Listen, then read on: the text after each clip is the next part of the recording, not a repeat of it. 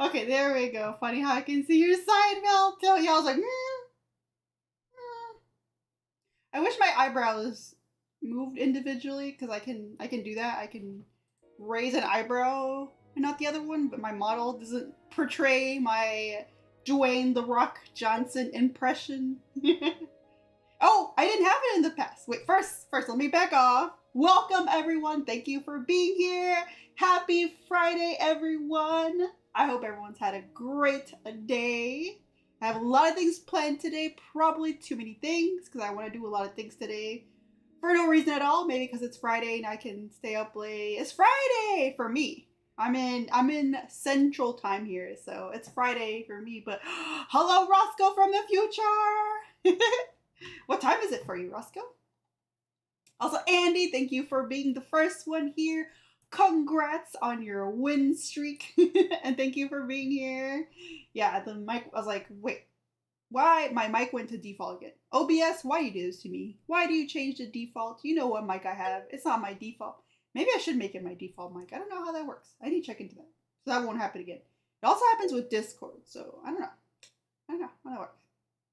But yeah, so I actually signed up for X Mouth. So X, like the letter X Mouth, is a feature that came out for Live 2D pretty recently, and I signed up to pay for it and get it with my upgrade for my witch outfit, my Halloween outfit that's gonna come out this Halloween. So it's still in the works, still a sketch. And I guess they were like, oh, that's an easy thing to do for this slot. So they kind of snuck it in on me this for this slot. So I was like, oh, wait a minute, they did my X mouth already. It was a great choice for the side mouth though. Yeah, well, so it's more like that's what I'm doing, but my model couldn't track it before. I've been doing a lot. You might see it a lot more recent. You might see it more from going forward because I do that a lot. I'm like, So it kind of opens sometimes when it's not, my mouth's not open, like right there. I do this a lot. I'm like, That's my thinking face, IRL. So I was like, where's my mic? Excuse me, OBS. So yeah, I have a lot of things planned today. I'm very excited. Oh, I typed a message to, I just love the expression out of it. Thank you. I'm pretty expressive in real life, so I wanted to get like upgrades to be able to express myself more. I feel like there's still more that can be done. There's another upgrade that EO has called something called V Bridger, which is supposed to be like even better mouth tracking. And it's like a whole other app you have to keep open. I already have so many apps open just to like I have stream avatars up here. I have the check-in Mix It Up is an app I have open for like the check-in and stuff like that. And I have Chatty. So whenever you guys type, if you hear like a bling, that's from that, like right there. That's from the Chatty or Chatter, something like that app. I found that because I was like, there's gotta be a way for my chat to make sounds because I have a lot of lurkers. So I wanted to be able to like bring my focus back to chat if someone like types and I'm focused on gaming and I want to like, y'all could also like do goose honks if you say something and I don't see it. Give me a goose honk if you have the points. I don't know. I think a second PC might be beneficial for you. I don't know. I have a beefy primary computer. So I don't think I really need it. A second, and I actually do. I have a second computer in my I have a second computer in my kitchen for baking streams. But so I just pulled up Specky. I have a Intel Core i7. RAM is 16 gigabytes. Motherboard. Are you winning, son? Why Gen i7? I don't know. I had my fiance help me pick the parts. I had this computer custom built. Is that bad? Is there better? Or what is that? And then I have 3 monitors, which is my Cintiq tablet and 2 BenQ monitors. They're all 3840 by 2160 60 HD. I don't know what that means. And then I have an NVIDIA 3080.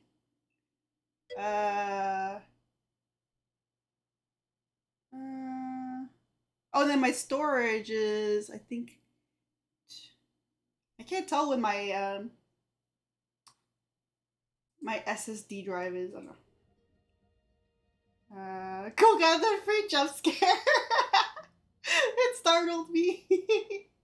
No, there's a difference between getting older, like 6th Gen i7 and the 10th Gen i7. Oh, I don't know. That's above my computer knowledge. I just got.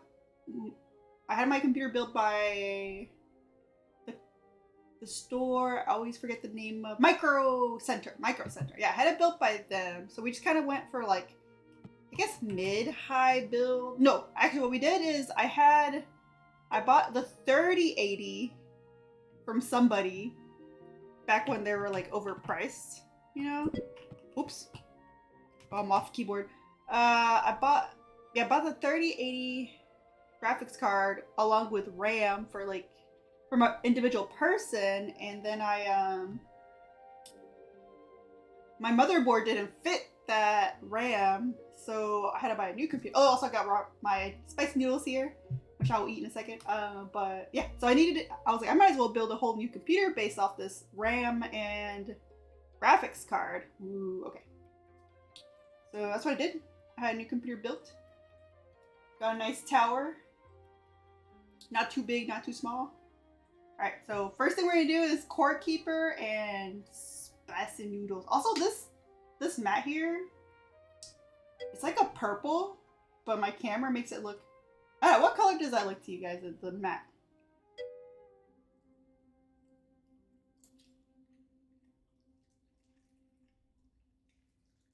I think I let these sit for too long. They're still warm, but kind of stuck together. Nom nom nom nom. I have a beast of a second PC. That's your second PC. What's your primary? Also, the only thing that really makes sense to me as a non expert of computers is the 3090. That's it. That's all I get. Welcome.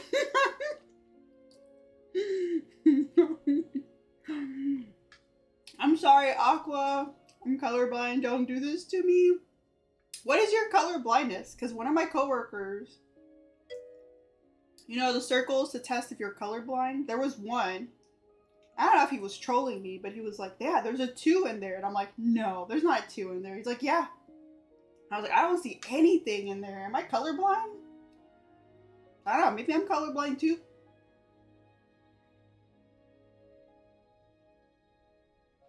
I don't know, but I feel like I'm looking at it in front of me.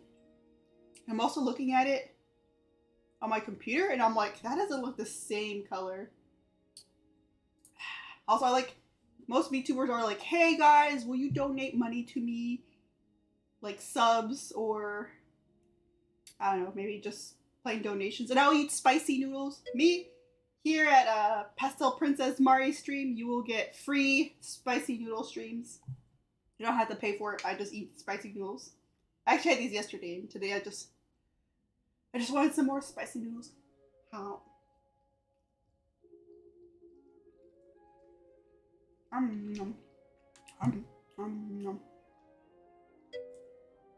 Oh, the second is for editing and rendering and running horribly optimized code. Do you have them in the same room, or do you have them in separate rooms?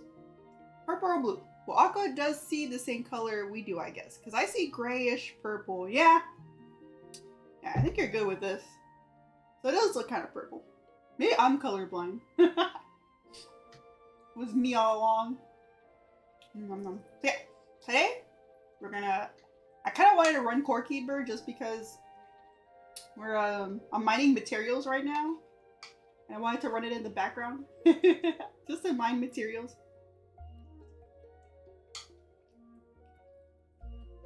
Nom nom nom nom.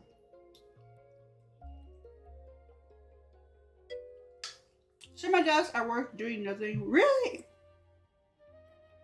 Man, I wish I could watch streams at work. My mama Moshi, she's always streaming while I'm at work. I can't watch her streams. Also, like, I have a bathing suit on. If there's any work to do, everything is organized. Well, I'm glad you get paid to just kind of hang out.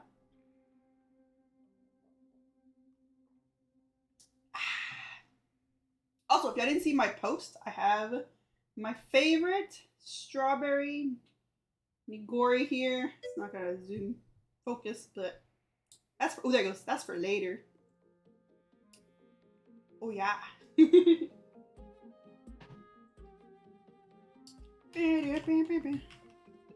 Oh yeah, cause also I have my keyboard like on another desk cause I didn't have room here.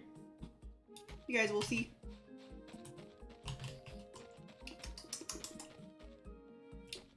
And all the cadavers are gone for once. Nice. Okay, so I actually found two. I'm gonna go up here. It's right after the thing. Step 1, we're waiting for results from the smart people up in neuroscience on our brain. We sent them. Ooh. Hopefully the results are not too terrible, I guess. Is that what you normally hope for? Not something crazy? Or you just have to wait for the results?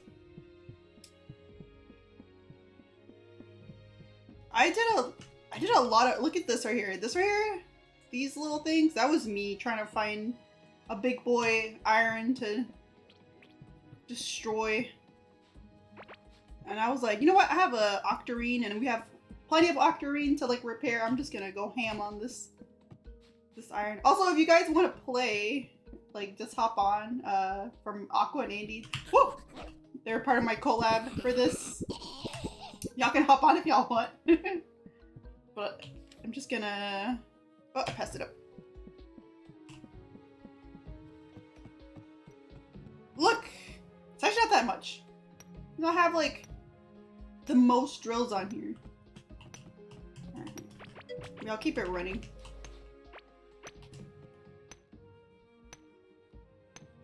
I use a lot of iron for this, but not iron. Yeah, iron and the red stuff, scarlet. But I have more. I'm digging up. Can I walk and eat at the same time? Whoa! There's a guy. Okay, I can't walk and eat. It's a bad idea to walk and eat. Oh, there's a lot of boys here. Woo! It's me, Mickey Mouse. Oh, I need to eat one of my burritos. Oh, he's leaving, I guess. But now I kind of just want to murder him because he shot at me. Oh. Whee! Are you winning, son? Oh! What? I finally get a fireball staff. I beat that guy. I'll beat this guy too. Whom I did. I love the bubble gun. Oh yeah, I'm gonna go check on, can I stand here for a second? What about here? Let's stay here for a second. Eat some more noodles. I love spicy noodles. Spicy noodles. Spicy noodles.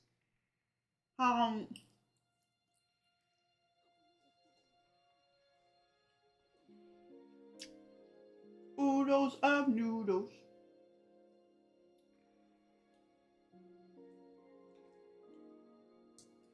I don't know if I should have this on screen right now. It's just my bowl of noodles. I don't know if it's adding any value. Wait, is this right? I must have gone. Oh, I went off path. Oh, this is off center.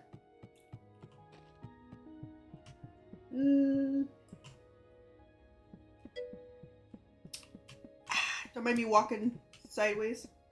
This is where the extra spicy noodles add more value. Wow, look, these are the noodles right here.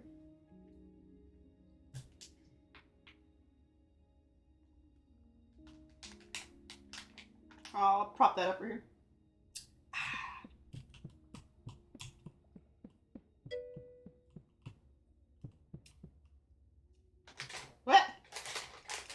ones I found on Kroger. And I was like, they're so good. You tell me. I just saw them at Kroger and I was like, oh, I've been eating them for the past month or so. When I run out, I just buy more. They come in a pack of 5. Woo. Okay, my ceiling fan is on. I want Mari spicy. Is this not it?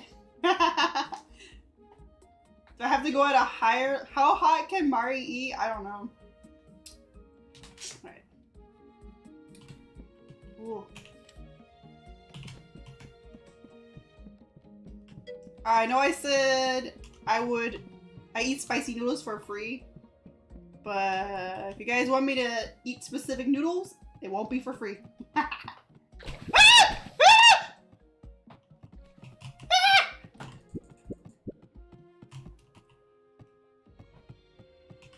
Holy moly. Stop it!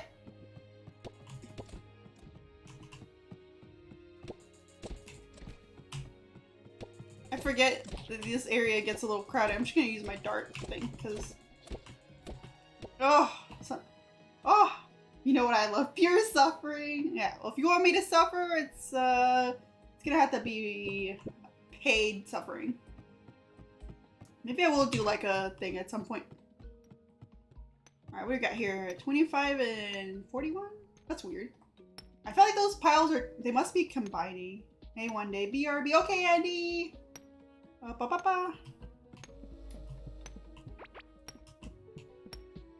Yeah, I'm gonna keep this running so that way I can what do you call it? So it will drill. Also, look at this random green patch here. Someone had to put that down. I don't think that's normal. Should I just teleport home?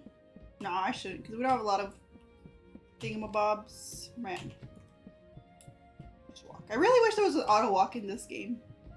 And I could head home and eat spicy noodles.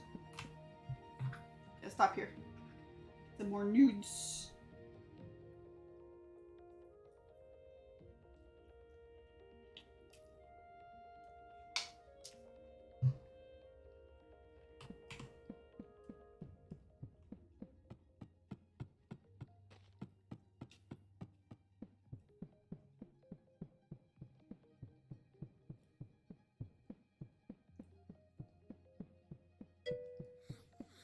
My specialty is sourness? Ooh! What's the sourest thing you've eaten?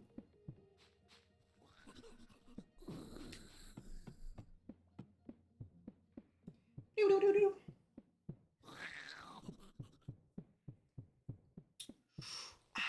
It burns so good. I love spicy food. I don't remember. Wait! Nothing personal, kid. You walk a little bit. Oh! I was like, walk a little bit to the right, please, sir. That's what I get. That's what I get for being... Stop being on fire. Stop, drop, and roll.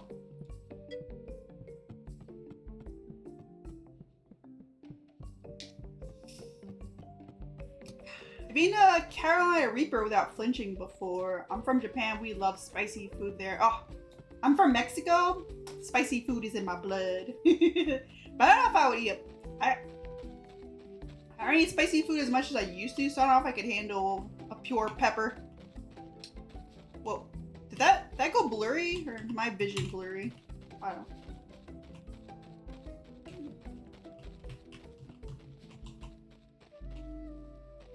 Wait, where's my path? Oh, it's over here.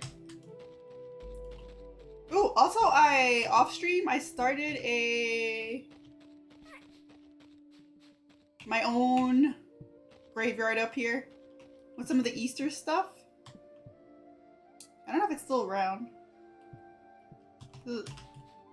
These are my deaths.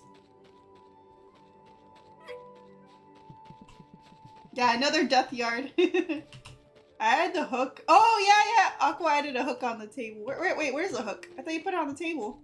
Oh, wait, you put it up here on that table. Yeah, right there.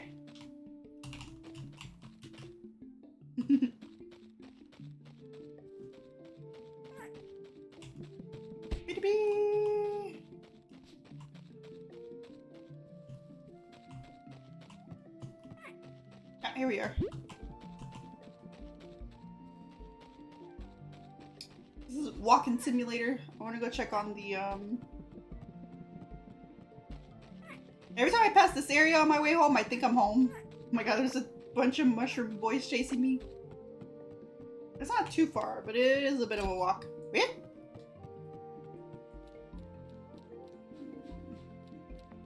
Oh, I marked this area and I need to check it out with everybody because I found this and I'm like, I don't know what this is. Looks like it's something interesting. Okay, more noodles. Noodles. Oh!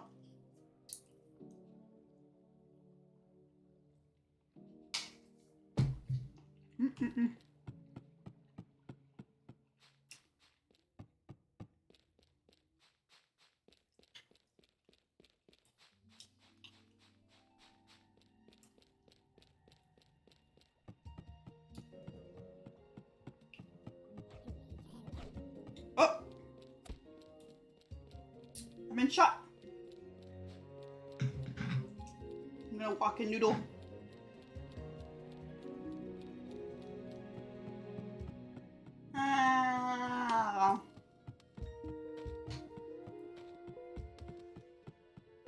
Where's my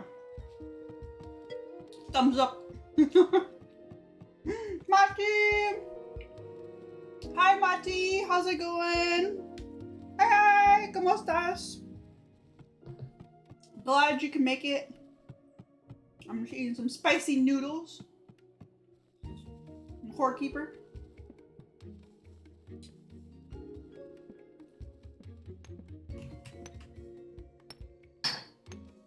Ah.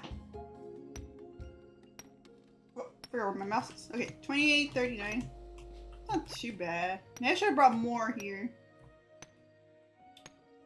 What was inventory tab? Hi, Mati! Oh, that's getting real good and spicy.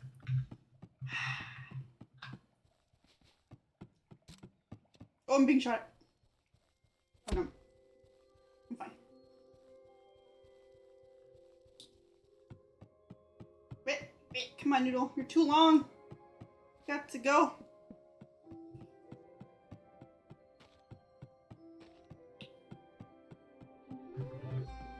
There.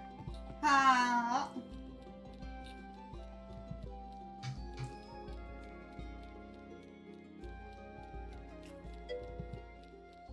Spicy noodles.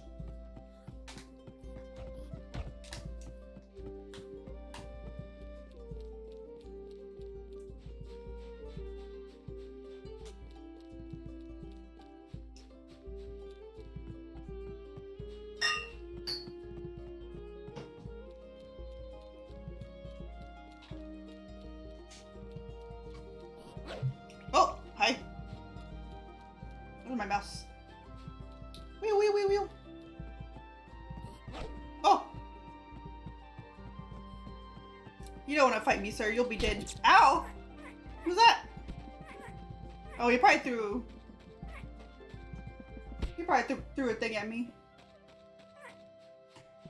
Oh, shit. Home.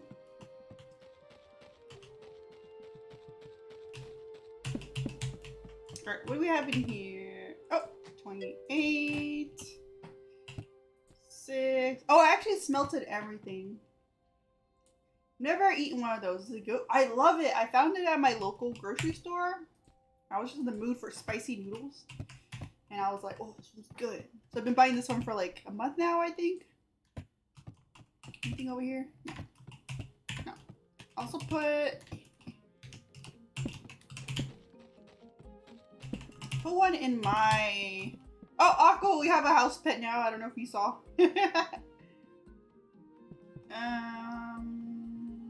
Oh yeah. Oh, we're good on Scarlet.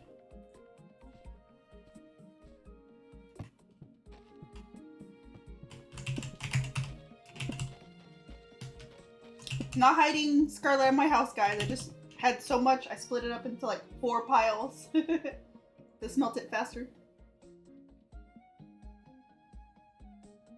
It was too much fur. Okay, so now I have 205 Scarlet, 468 Octarine. Not a lot of gold. I don't think we really need gold. So for the Octarine table, or Galaxite table, it's going to be 50 Octarine, 70 Galaxite. So we'll have Octarine. We have the planks too. Teleporter, if we really want to make that, we're going to need a lot more iron, which I'm mining right now. And mechanical parts and ancient gemstones. We have copper though. Hopefully, you could probably move these, I bet.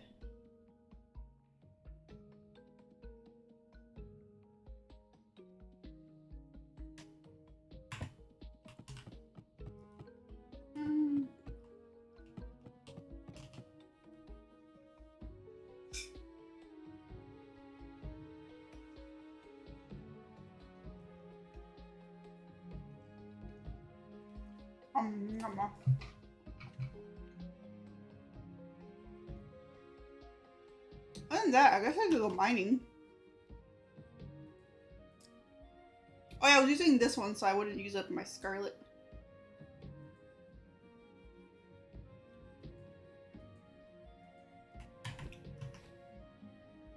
Oh. Was it 30? Oh. There you go. 334. Oh wait, and I have Octarine ore too. Oops. Good. You want to be a house slime too? No? Okay.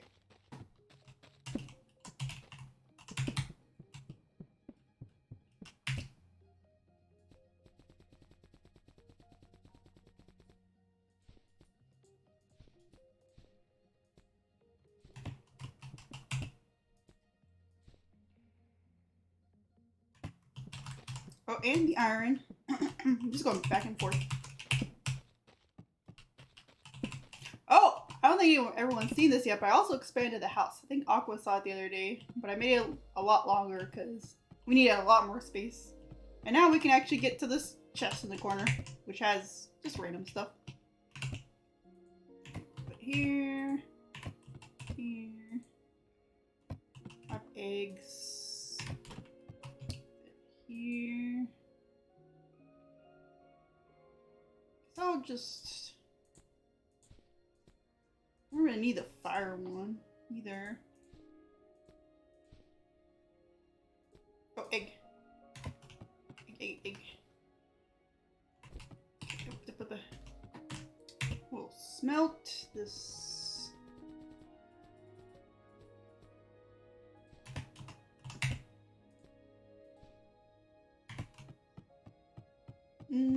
I guess scrap both of these.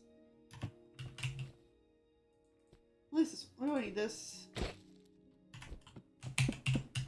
Wait.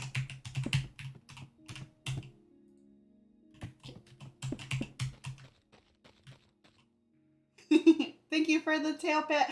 And hello, Bacon King. How are you doing, Your Majesty? How's it going, Bacon King?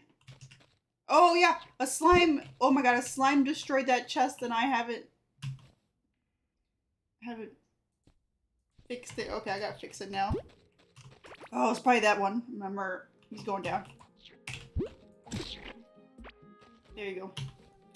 Sorry, you had to go.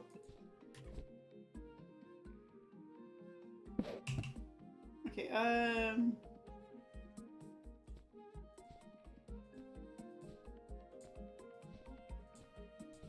all this stuff was in here. Wait, I think I can use this.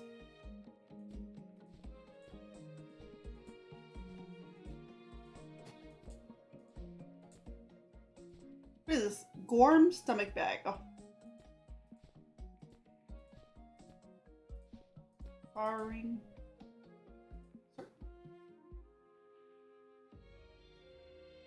Yeah, and then we have a Got a chest here. Oh. Perfume. Mechanical part and a bow. Doing fine, just waiting for a chance at getting a good deal on a tracker for full body tracking on VR chat. Ooh, do you use VR chat a lot? What is the benefit of having the full body tracking versus not full body?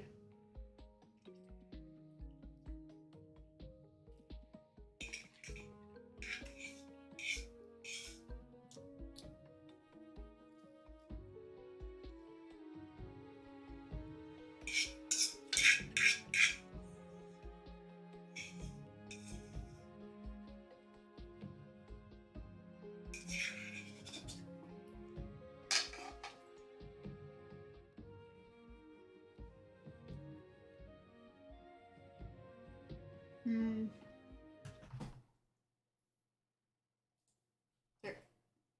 All done with spicy noodles.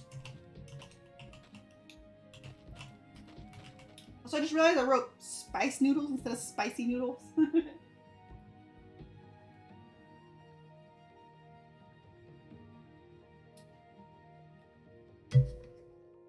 Not much difference, honestly, just that you have more control over your avatar. Oh.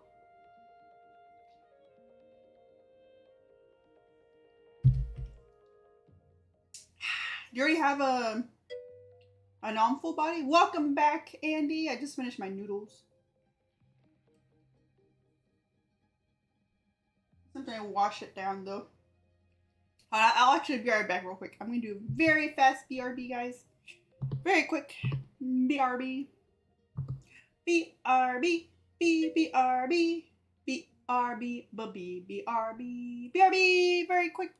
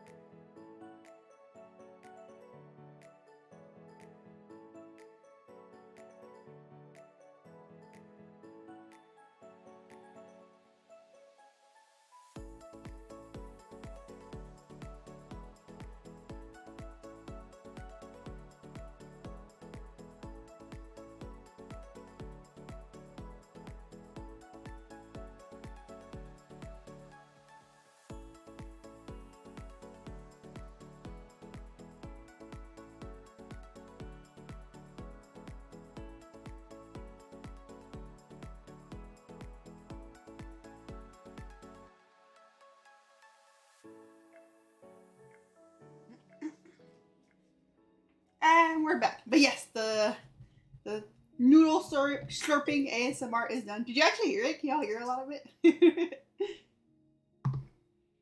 Okay.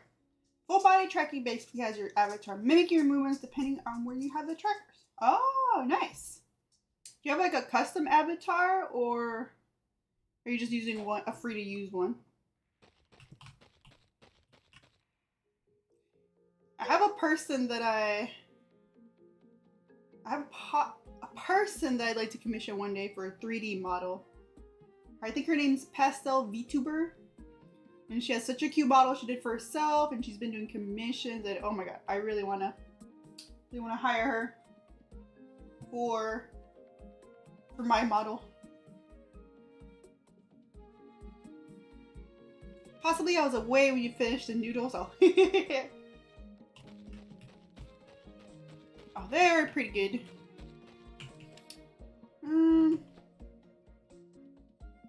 Oh, was eating noodles a good idea before snacking?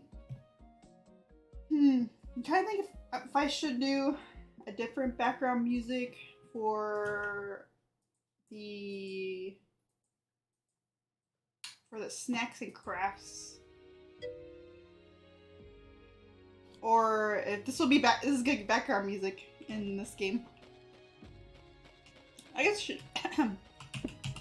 try to do music. Let me see.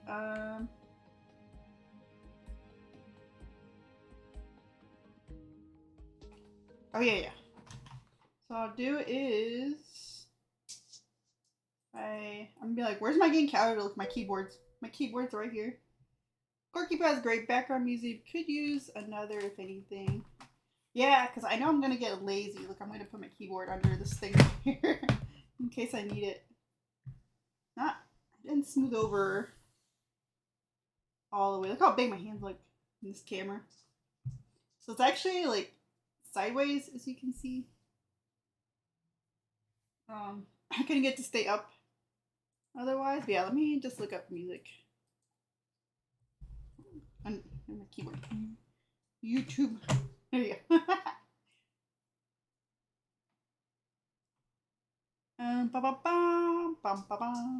What's it called? Oh, I've heard the Lo-Fi channel got a new channel. You know, like Lo-Fi Girl. Synthwave Radio. Let's see what that sounds like.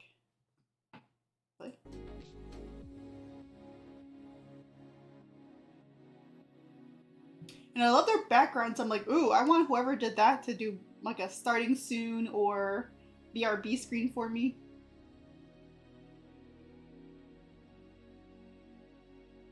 Sometimes I wonder though, because I tune back to the channel and it says it's live, but I'm like, if you refresh it, it like starts from the same song, I feel like. So I'm like, is it really live? I don't know.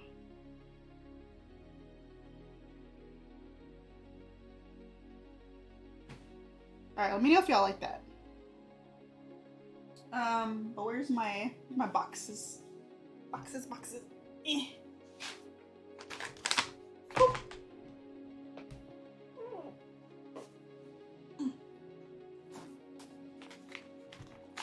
Hashtag not sponsored by Boxu and... Oh, there it is. I'm like, where's the... Boxu or... Woobles.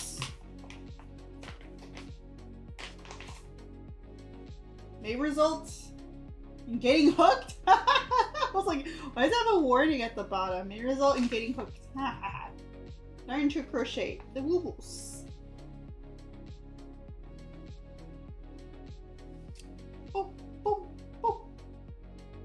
Oh, I like this.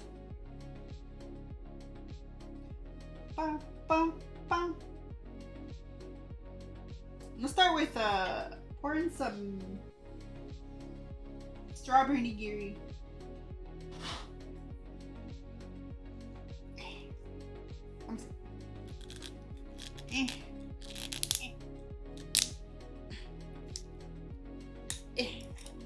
Could not open it. I wish I had pretty nails. I just cut them. I have very short nails. I have pretty nails like Emmy had for her Easter stream.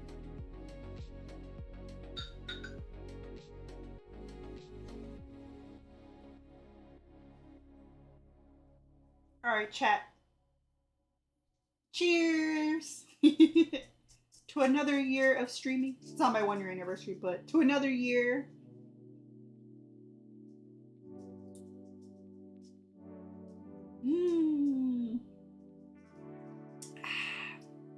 It tastes so much like strawberries. Cheers!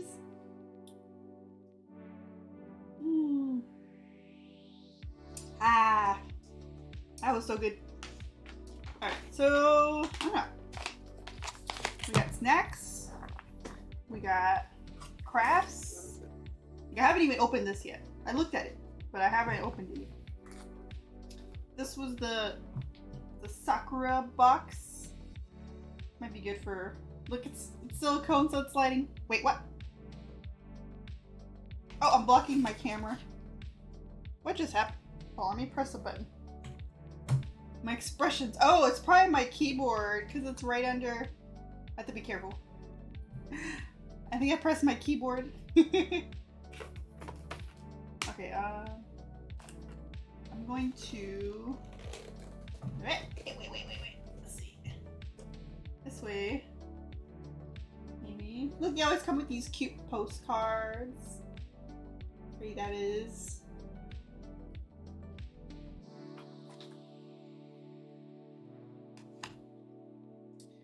see. Maybe you can just go through all the snacks. Just look at them. Oh, here we go.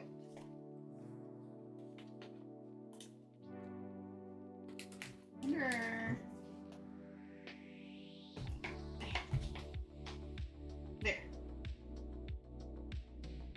Tells you all the regions, and I'm blocking my camera again.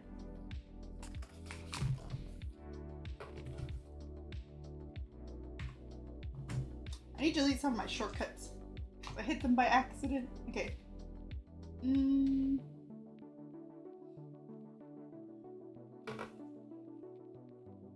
Ah, there we go.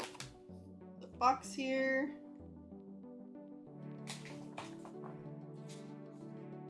It's gonna be sideways for y'all.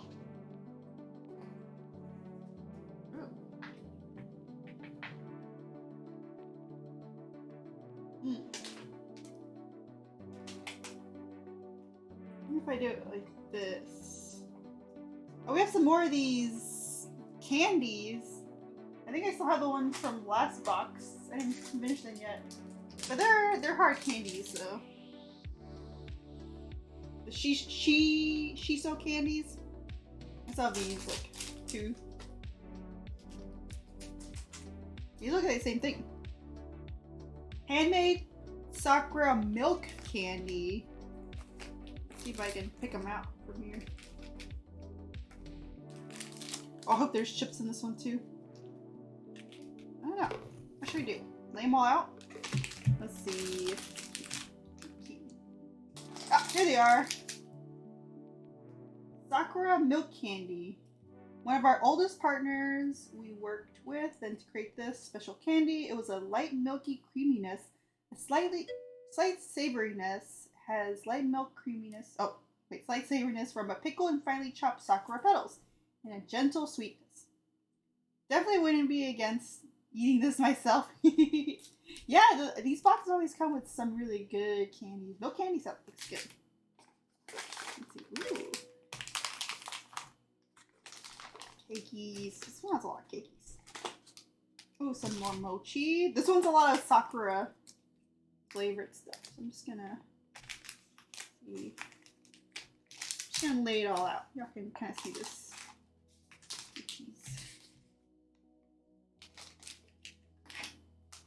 Sometimes it comes, depending on how big the snack is, they'll come with 1 or 2.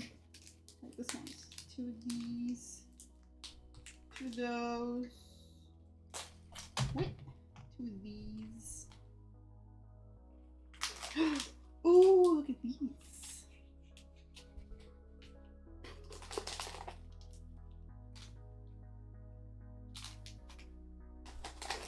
Oh, I think last box came with these too.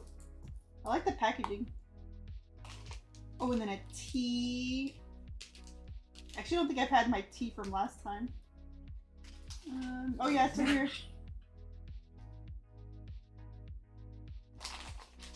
And I like tea, so I don't know why I haven't. Oh, this is huge.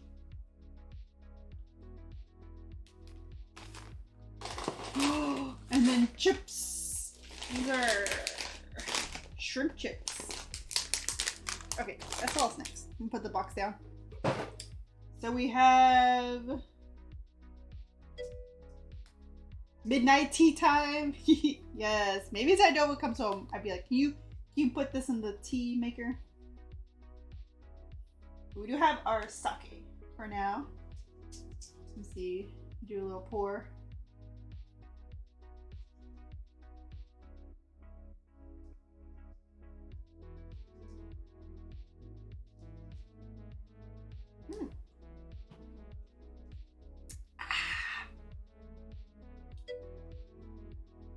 So that's strawberry sake. So it's a nigori, which I think is a type of sake. Strawberry nigori.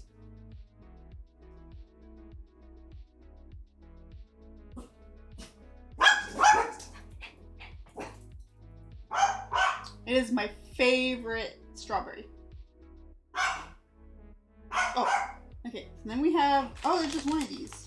Sakura Zensen. Gotcha. But it tastes, really good. It tastes so good. It actually tastes like strawberry because I've had sake that was strawberry flavored. It didn't taste that much like strawberry, but this one I'm like, yes. Strawberries and bananas I think are my favorite fruit. This is a Sakura waffle, ooh, which I might try right now. I'm looking at weighing my options.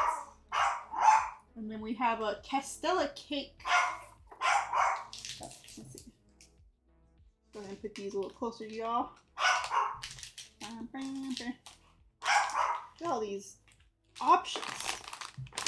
Here are chips. Oh, these bad boys. I'm trying to put things like by size. Okay, let me put this over here. Over here. Or this here. And this, there we go. Look at that. This one's sliding. Okay. So now we have the Castella cake. Those look pretty good. Oh no, wait, no, these are the Sakura ones because they're shaped like little stars. The cake is probably, yeah, Castella cake. This one here. There's a whole cake. I might take some of these to work. I can't eat all these right now. And then we have, I was wondering what this bag here. Wondering what this was. Look. Eat it all, nom nom nom. I just had spicy noodles. These are airy fried rice crackers made of mochi gourmet rice. These okaki are flavored with mentaiko mayonnaise. Ooh, I'm gonna like these a lot.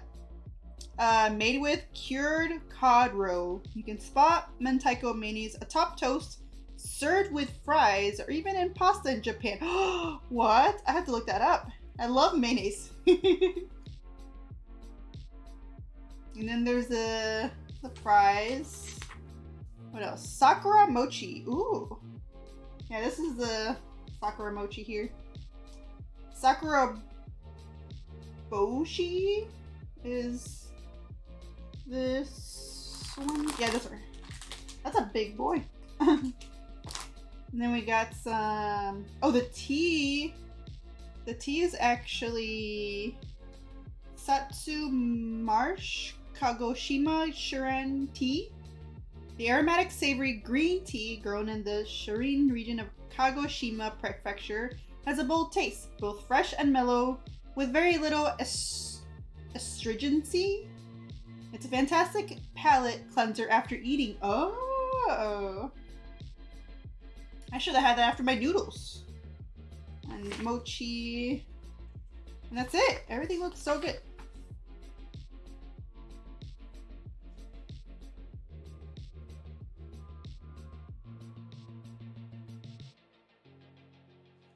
Oh. Everything looks amazing. What do I want?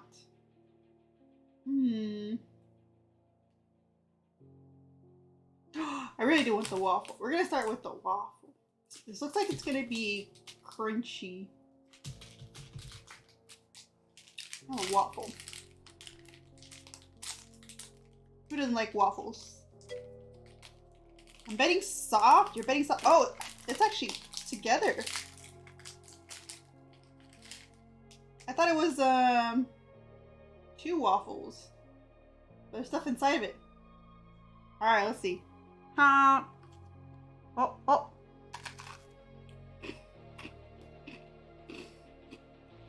Oh.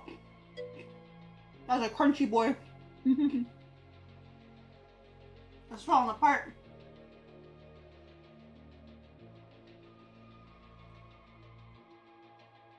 Woo!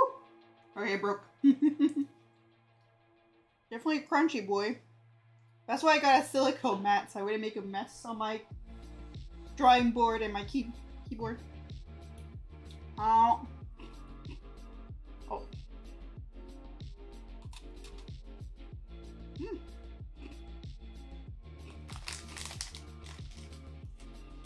Oh. I was like, maybe I can put some back.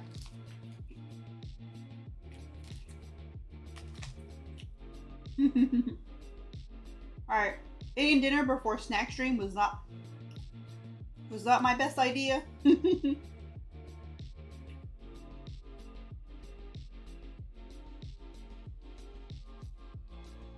how pretty this cup is.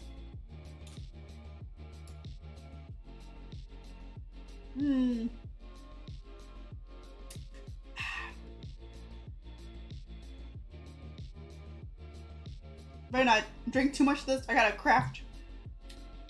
I gotta make a Wooble. Okay, I'm wondering if I should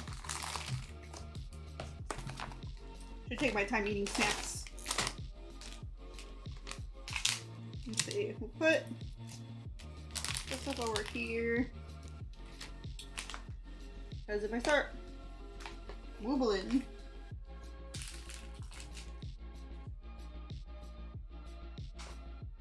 making a mess, guys. Making a mess. Yeah. Alright.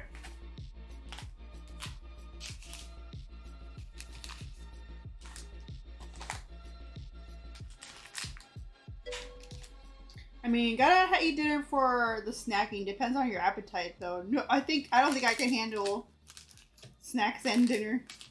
Last time I tried quite a few of these snacks, but today I don't think I'm gonna be able to try too many of them. For me, I want to eat all the food, but then I actually eat and I'm like, oh, I'm so full. And all the times when we go out to eat, I don't finish my food. Even though I want to, I'm like, this is so tasty. I just get that full feeling and I can't eat no more. Usually happens pretty fast, I would say. Alright, we got Woobles. Woobles.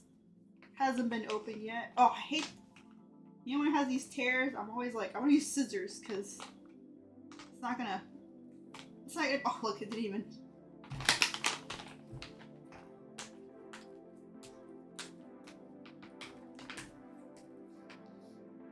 Oh, jagged that is. Alright.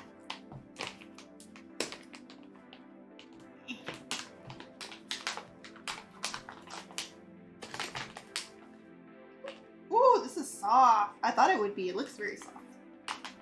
And then we have a hook.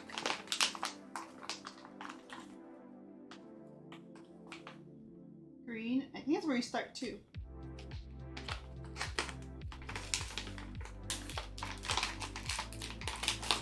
And the stuffing.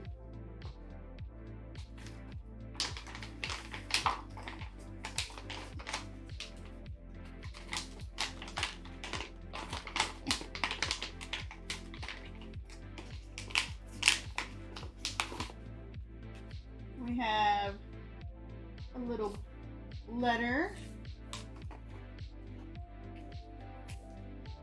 Oh, instructions. Look at the little sticker.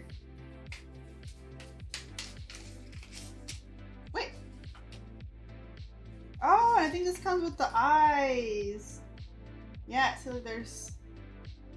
Where's he have black thread? Meet Fred. Where's the black thread? Okay, but his eyes are in there. Woo! Only those. This two actually. Do that here. Alright, what's the back of the say? So everything included: yarn, step-by-step videos, pre-started piece, 4mm crochet hook, stuffing, plastic eyes, yarn needle, online instructions. Meet your new hobby. Not crafty, not coordinated, nonsense. This kit is for anyone picking up a crochet hook for the first time. The magic is in giving you more than the materials. It's the wee woobly things we do to make sure you're good to go. Like a pre-started piece and step-by-step videos to make your very own Fred the Dinosaur. By the end of it, you won't just have a cute little friend, you'll also have a lifelong skill and the confidence that comes with it. Ooh, he is 5 inches tall and 5 inches long on his tail. It's probably like a 3-inch tail. Finish piece. Time to complete 3.8 hours. We might not finish him today. This is why I didn't do it like before a collab, because I was like, it's gonna take 3 hours.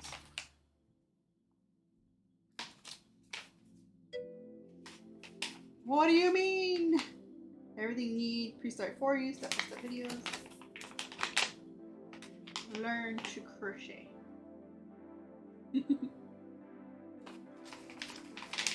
Alright, it's 8 o'clock, guys. Strap in for a long haul.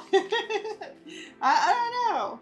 I don't know if people are going to be here late enough for me to be streaming for almost 4 hours.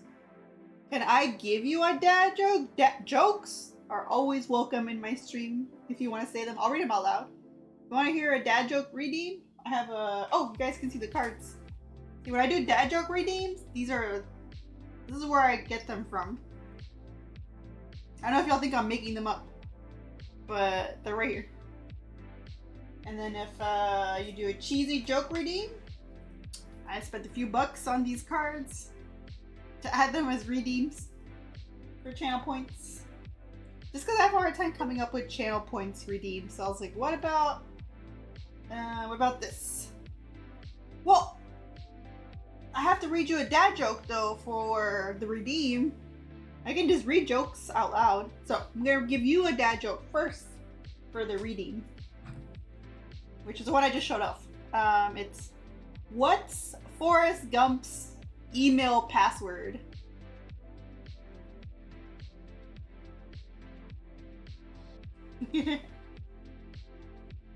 One, Forrest, one. There you go. That's for the redeem.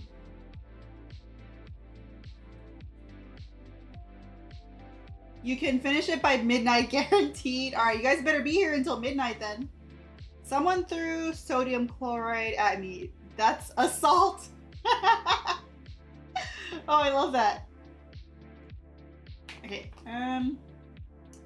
So, oh. I thought instructions inside. There really isn't instructions inside.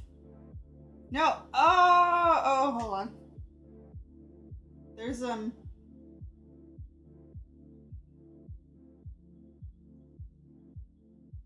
instructions are go on the website. So I know there's gonna be the woobles.com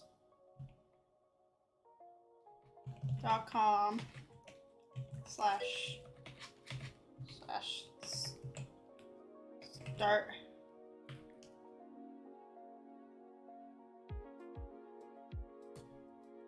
And then I'll click on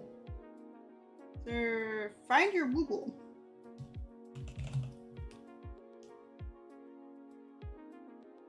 Imagine instruction booklets cheaping out and just making you Google it.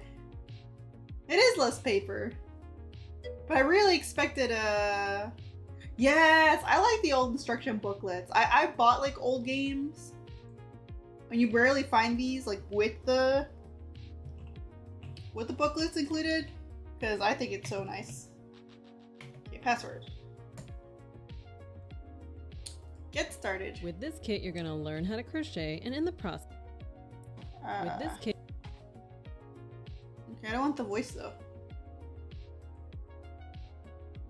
Or maybe I do want the voice. You're just being kind of loud though. Is there volume for you? Ah, closed captioning. With any Wooble's kit, you're going to be doing more than just you're going to learn a new skill. So if this is your first time crocheting, that means you're probably going to make mistakes, and that is totally okay. If you run into trouble, just tap on the help icon at the bottom of the screen and find videos to help you troubleshoot common issues. Or simply pull on the yarn connected to reset back to your start piece so you can start anew.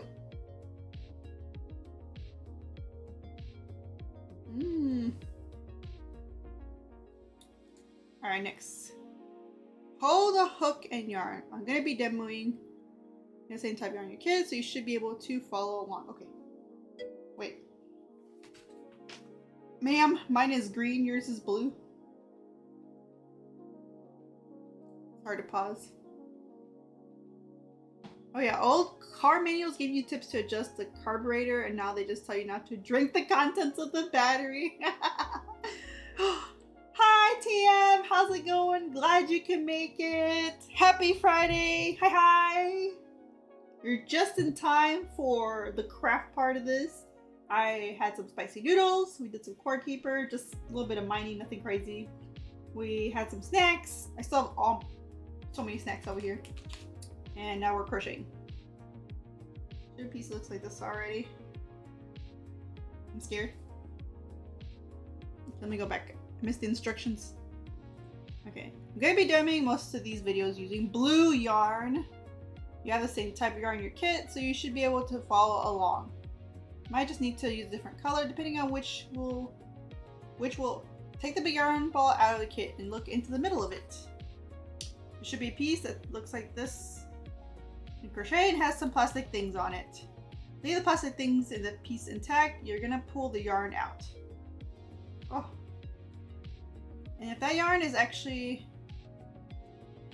feel free to take the label out. You don't actually need to keep this ball together. All right. So what you're gonna do is wrap this yarn around your left hand.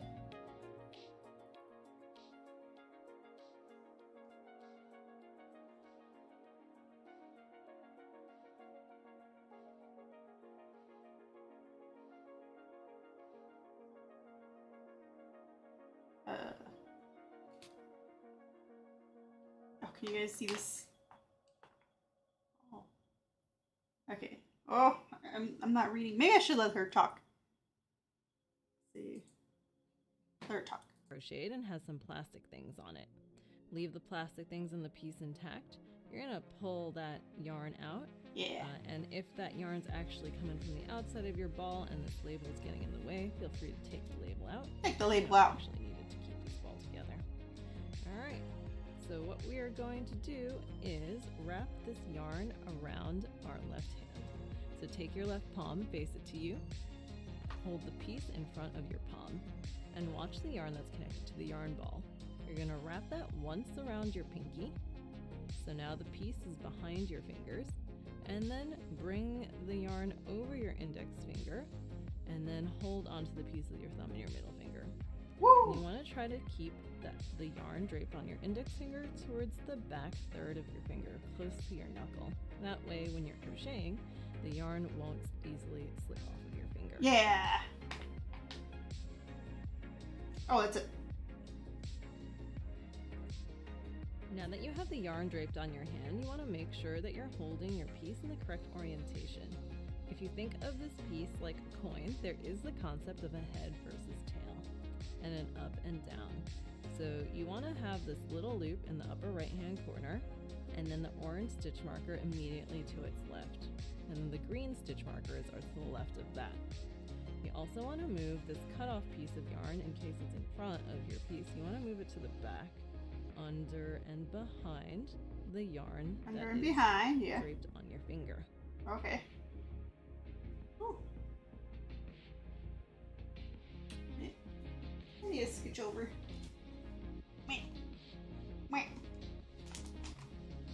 Right over here.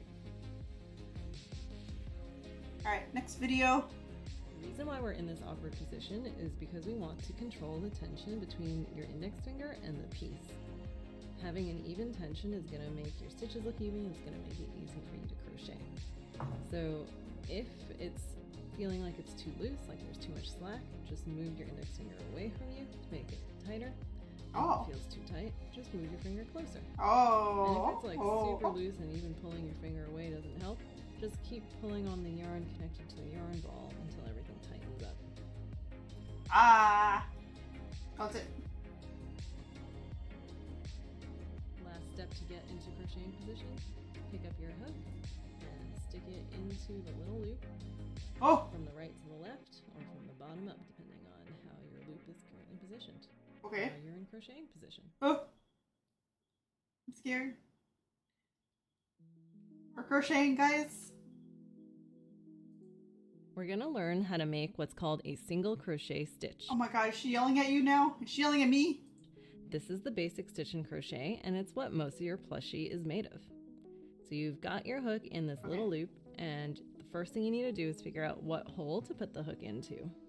Luckily, we have these plastic things to help. You want to put your hook in exactly the same hole as this orange stitch marker. If you were to look at the rim of your piece, you would see that the orange stitch marker is under 2 strands of yarn that kind of look like a horizontal V. So you want to put your hook in the hole directly below that horizontal V, in the hole that is marked by this orange stitch marker. Okay. So pull the orange stitch marker all the way off to the left so it's out of your way, and then put your hook immediately to the right of that so that the hook is under those 2 strands of yarn that look like a horizontal V. Okay. So now it should look like there's 3 strands of yarn on your hook. You want to make sure the tip of the hook is facing you and the hook is in front of the working yarn. Oh, I let go. I let go. Oh, everything's falling. Oh my god. What is happening? Hold on. I have to move my keyboard. This isn't gonna work. Oh Jesus, what just happened? Excuse me?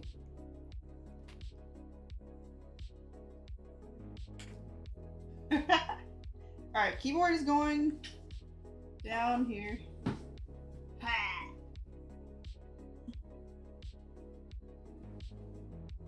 There. Out of the way.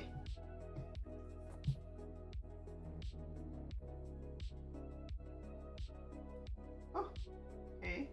Let me take this out. Okay. So, this way. And then this one.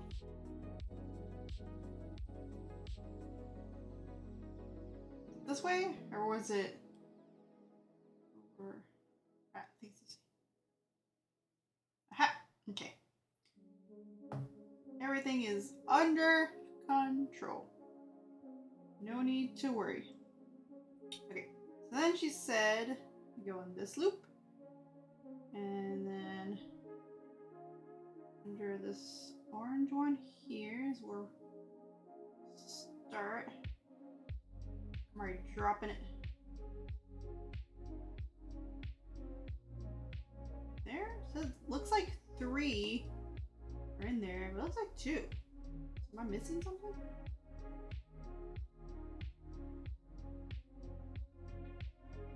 Is there another one that's supposed to be here?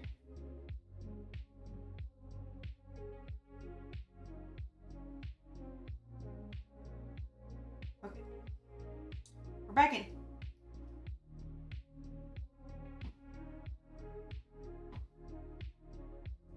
So pull the orange stitch marker all the way off to the left so it's out of your way, and then put your hook immediately to the right of that so that the hook is under those 2 strands of yarn that look like a horizontal V. So now it should look like there's 3 strands of yarn on your hook. You Oh, want I to guess make sure the this tip one of the hook too, the is first facing you and the hook is in front of the working yarn. Yeah. Oh. Now we're going to do what's called a yarn over. We're going to bring the hook down and under the working yarn and then put it behind the working yarn. Wait. The goal is to grab the yarn with the tip of your hook. So you'll need to make sure that the tip of your hook is still facing you.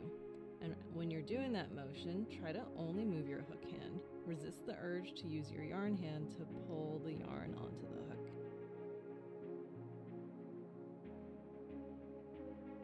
Oh, okay. Next, you're going to pull the hook through the hole that the hook just went into. So just those first 2 loops on the hook. And it's really common when you're first learning how to crochet to get your hook snagged in the yarn, so I'm going to give you some tips on how to do this. Okay. So first you want to pull the piece in the hook in opposite directions to artificially make the hole that the hook needs to go through a little bigger. Mm-hmm. Then you want to rotate the tip of your hook from Oh, it's already rotating. to facing where the yarn meets the rest of the piece. I think I'm ready to pull. So that should be about 90 degrees down. Then, when you pull the hook through, you want to try to pull got the it. hook parallel It's to in. your body. Now what? Do not wiggle it around. This is what will get your hook snagged on yarn. So, the moment you clear those first 2 loops on your hook, rotate your hook to face you again so that the new loop that you just brought through stays on your hook, and then push your hook off to the left so that this new loop is also safely towards the base of your hook. Lastly, pull your hook a little bit away from the piece. I did that by so the accident. loop looks like it's basically the same size as the old loop. Okay.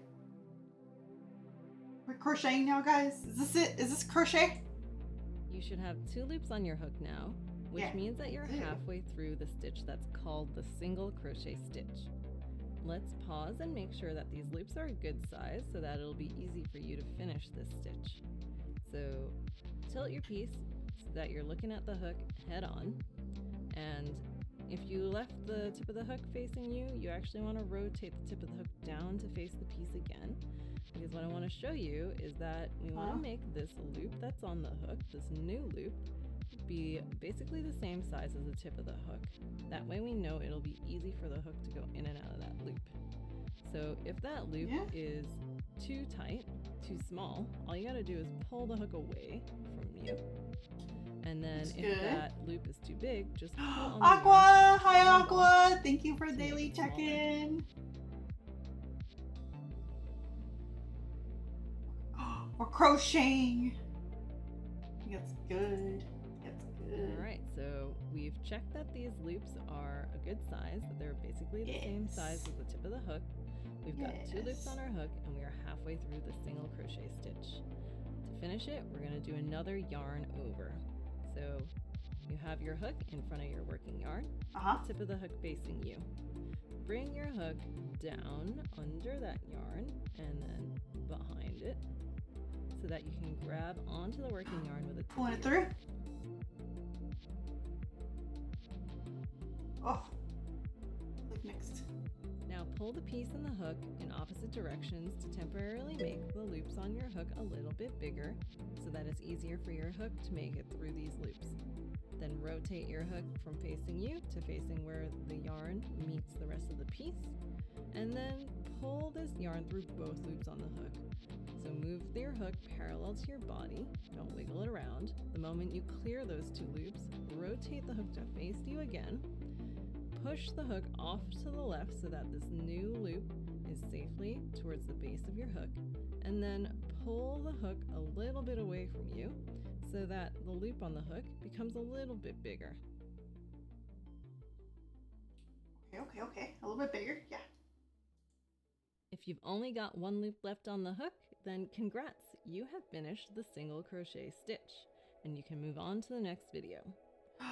Single If crochet you don't think you did hoop. that correctly though, you can do 2 things. 1, you can reset back to the pre-started piece that came in your kit and go back in the videos to follow along again. All you gotta do is take the hook out and then pull on the yarn connected to the yarn ball until it doesn't unravel anymore. Or you can tap on the help icon below. Nice. We're Now crocheting. we're gonna make what's called an increase stitch. To turn the single crochet stitch into an increase stitch, we're just gonna do exactly what we did and do it in exactly the same hole. So we're gonna make a second single crochet stitch in the same hole. Before we do that, let's just double check we're set up to be able to easily move our hook through the loop that's on it by tilting our piece so we can take a look at the loop relative to the size of the tip of the hook. Remember, we want this loop to be big. You take off this label here. I didn't want to take it off because it's cute, but I have to get more yarn. Am I doing this with one hand? There we go. Okay, we're free. Basically the same diameter as the tip of the hook. Yes. And if it isn't, either move your hook away from you or pull on the yarn connected to the yarn ball to make it a good size. For Gucci.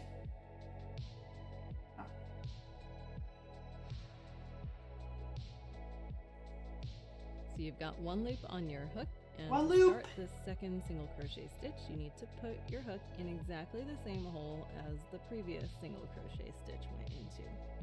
That hole is the hole that is marked by the orange stitch marker. So pull that orange stitch marker off to the left so it's out of your way, and then stick the hook in the same hole immediately to the right of the orange stitch marker. And it should look like you've got 3 strands of yarn on your hook, because that hole is under 2 strands of yarn that look like a horizontal V. Yes. You want to make sure the tip of your hook is facing you, and the hook is in front of the working yarn. Yes. Oh, you're so short. Now yarn over.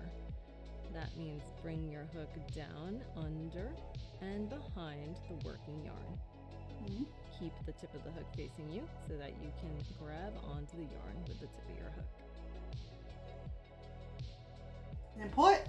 Now you're going to bring this yarn back through the hole that the hook just went into. So pull the piece and the hook in opposite directions to make that hook temporarily a little bigger. Rotate the hook from facing you to facing the piece, and then pull the hook parallel to your body. And the moment you clear those 2 loops, rotate the hook to face you again, push it off to the left, and then pull the hook a little bit away from you so that the new loop is about the same size as the old loop. Perfect. Loop-de-loop. You should have 2 loops on your hook now, and let's just check real quick that these loops are a good size by tilting the piece and taking a look at how the loop compares to the tip of the hook. You want the loop to be basically the same size as the tip of the hook.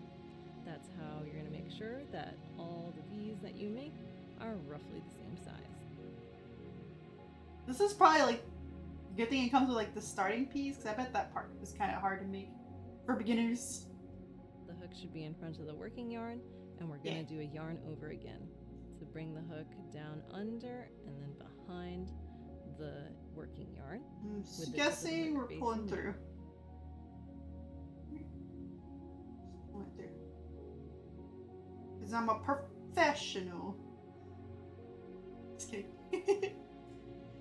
Now pull the hook and the piece away from each other to make the loops on the hook temporarily a little bigger, and then rotate the hook from facing you to facing the piece.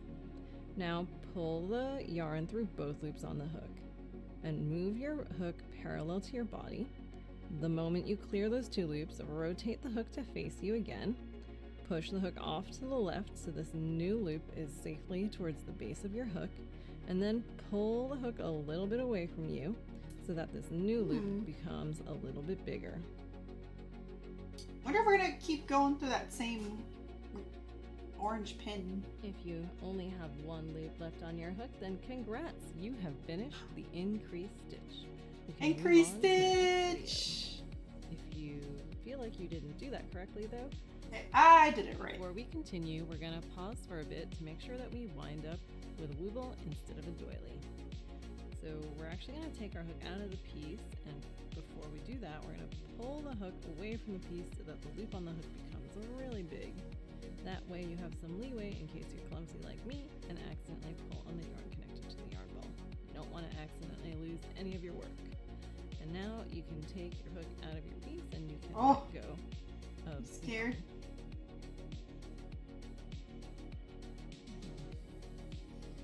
So you're going to want to get in the habit of always using a stitch marker to mark the first stitch of whatever round you're on. When you're crocheting in these spirals, you can't actually easily tell where one circle ends and one circle begins. That's part of what makes this look really good, but you, as the crocheter, could really easily get lost. Okay. That's why we use stitch markers to tell us where every circle or round begins. That way, if we ever make a mistake, we only ever have to go back to the stitch that's marked by the stitch marker.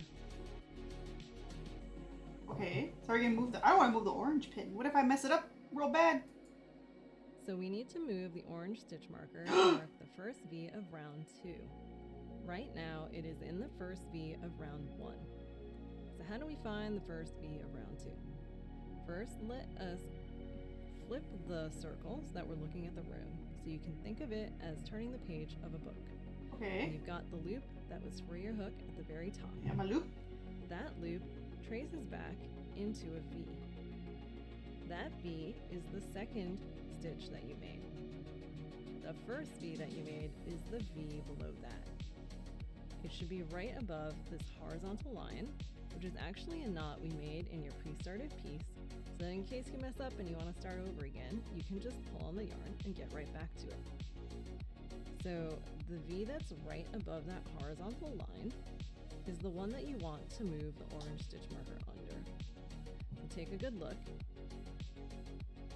unclip the stitch marker like a safety pin, and then put that stitch marker under that second V, this one.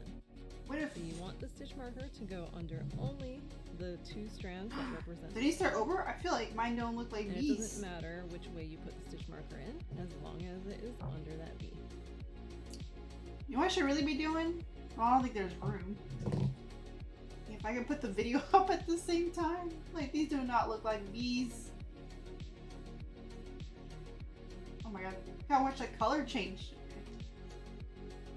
I need more light in here.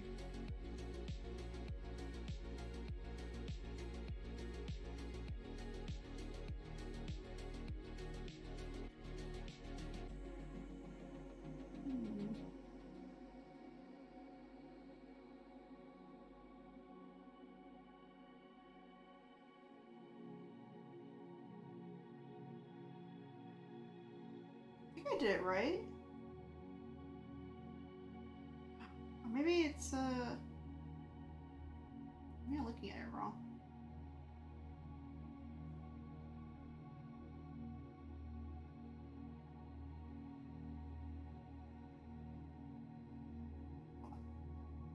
Let me look at, move this string out of the way.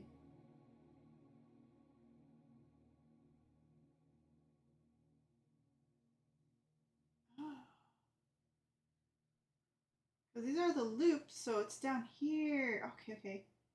I see. Okay. So I think these, it's not focus. I think these are the V's right here.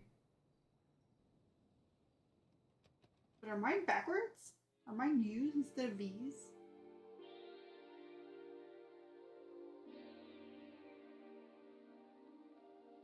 I think that's right. Or wait. Oh, which way is the loop? Loop is that way.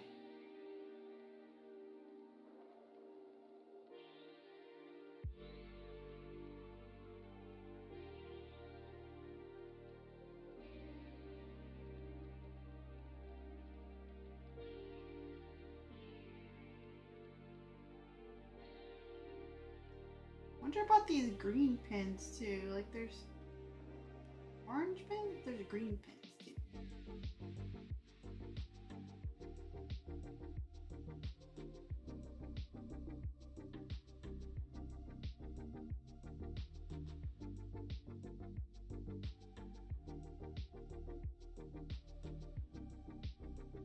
Should I start over? I think my B's are upside down. Here. Right here. I even see that.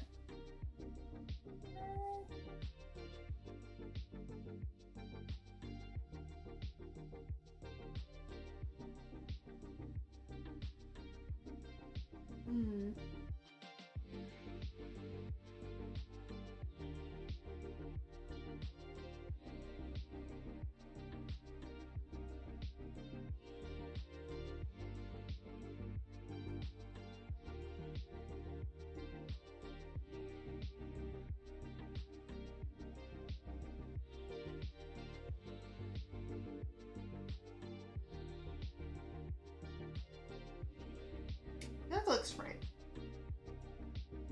I'll just pin it.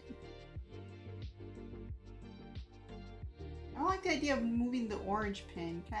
I thought they were gonna have me move one of these green ones, you know, instead.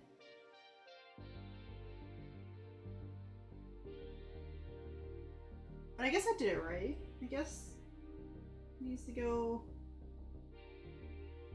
You know, if he's a little wobbly, I suppose that's okay. But I think I need to pin it right here. But they don't look like V's. These two bits look more like U's.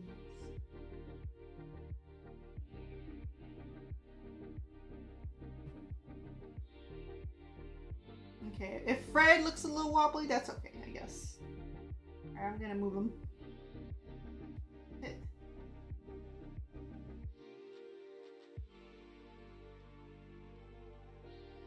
I feel like I did it right. Let me listen to this part real quick.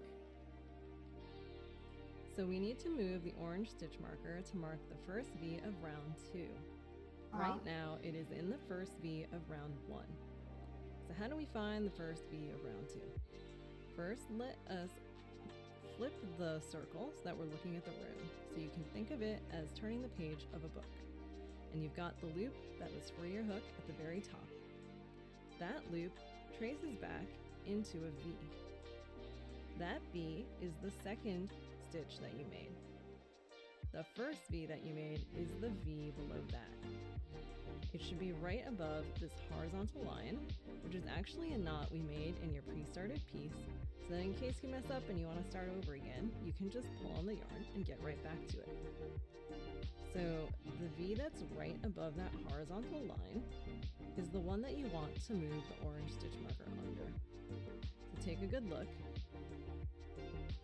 unclip the stitch marker like a safety pin, and then put that stitch marker. I feel like there's something missing. That second V. Because she doesn't have these two so you bits want the right stitch here. marker to go under only the 2 strands that represent this V. And Show me into a V. That V. Yeah, because mine just has 2. I'll start over. I feel like something went wrong somewhere. I did it right. It doesn't look right.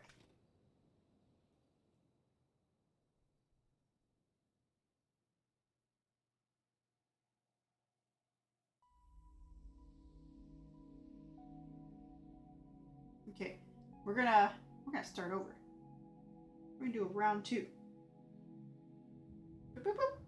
I feel like I messed up. We're not gonna be done today. Okay. So do this. This. We have our I'm gonna do the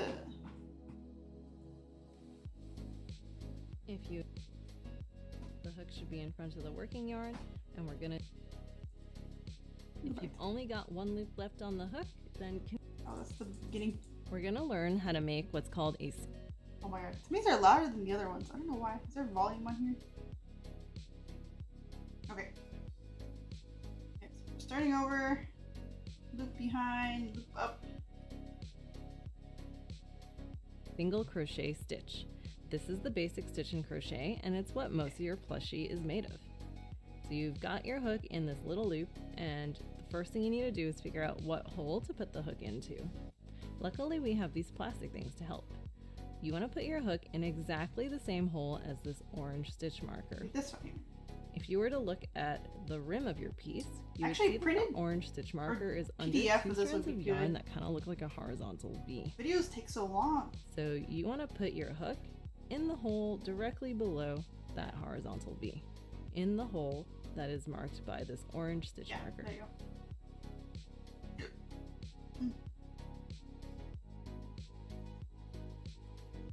So pull the orange stitch marker all the way off to the left so it's out of your way, and then put your hook immediately to the right of that so that the hook is under those 2 strands of yarn that look like a horizontal V.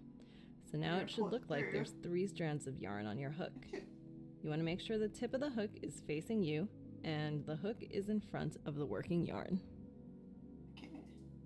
Now we're going to do what's called a yarn over.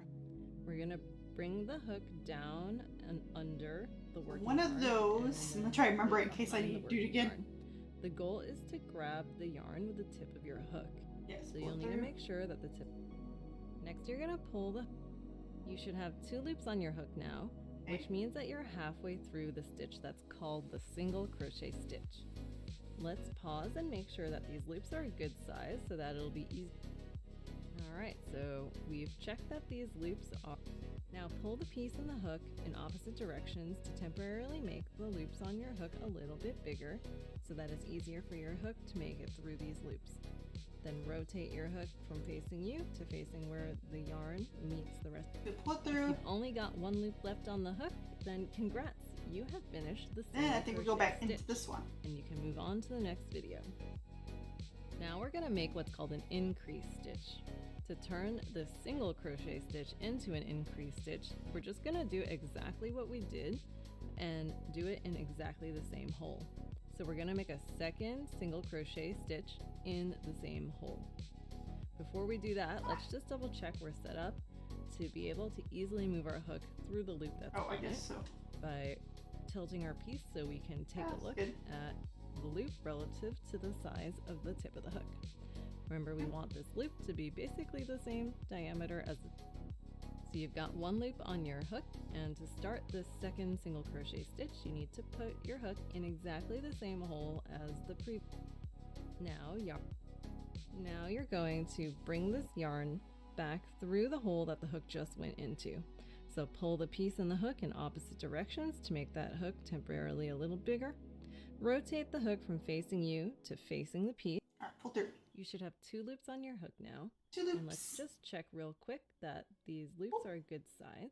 Good By size. tilting the piece and taking a look at the hook should be in front of the working yarn, and we're going to do a yarn over again. So bring the hook down under and then behind the working yarn with the tip of the hook facing you. Now pull the hook and the piece away from each other to make the loops on the hook temporarily a little bigger. If you only have 1 loop left on your hook, then congrats! You have finished the increase stitch. Alright, I feel better You can about move this on round. to the next video. Hopefully. If you feel like you didn't do that correctly though, before we continue, we're going to pause for a bit to make sure that we wind up with a Wooble instead of a doily. So we're actually going to take our hook out of the piece, and before we do that, we're going to pull the hook away from the piece so that the loop on the hook becomes really big. That way you have some leeway in case you I think we did it! and accidentally pull. We on did the it, hook. chat! I think this looks more like You don't want V's to now. accidentally lose any of your work. And now you can take your hook out of your piece and you can let go of the yarn. Okay, I don't know what I did this time, but I see V's. So you're going to want to get in the habit of always using a stitch marker to mark the first stitch at whatever round you're on. When you're crocheting in these spirals, you can't actually easily tell where one circle ends and one circle begins. That's part of what makes this look really good, but you as the crocheter could really easily get lost. That's why we use stitch markers to tell us where every circle or round begins. That way, if we ever make a mistake, we only ever. Alright, I'm ready So for we need to moving. move the orange stitch marker to mark the first V of round 2. Right now, it is in the first V of round 1. Pull So how do we find the first V of round 2? First, let us flip the circles that we're looking at the room. So you can think of it as turning the page of a book. And you've got the loop that was for your hook at the very top. That loop Yes. traces back into a V. That V is the second stitch that you made. The first V that you made is the V below that. It should be right above this one. horizontal line, which is actually a knot we made in your pre-started piece, so that in case you mess up and you want to start over again, you can just pull on the yarn and get right back to it. Wait. So the V that's right above that horizontal line is the one that you want to move the orange stitch marker under. So take a good look, unclip the stitch marker like a safety pin, and then put that stitch marker under that second V, this one. So but you want the stitch marker to go under only the 2 strands that represent this V. And it doesn't matter which way you put the stitch marker in, as long as it is under that V. Under the V to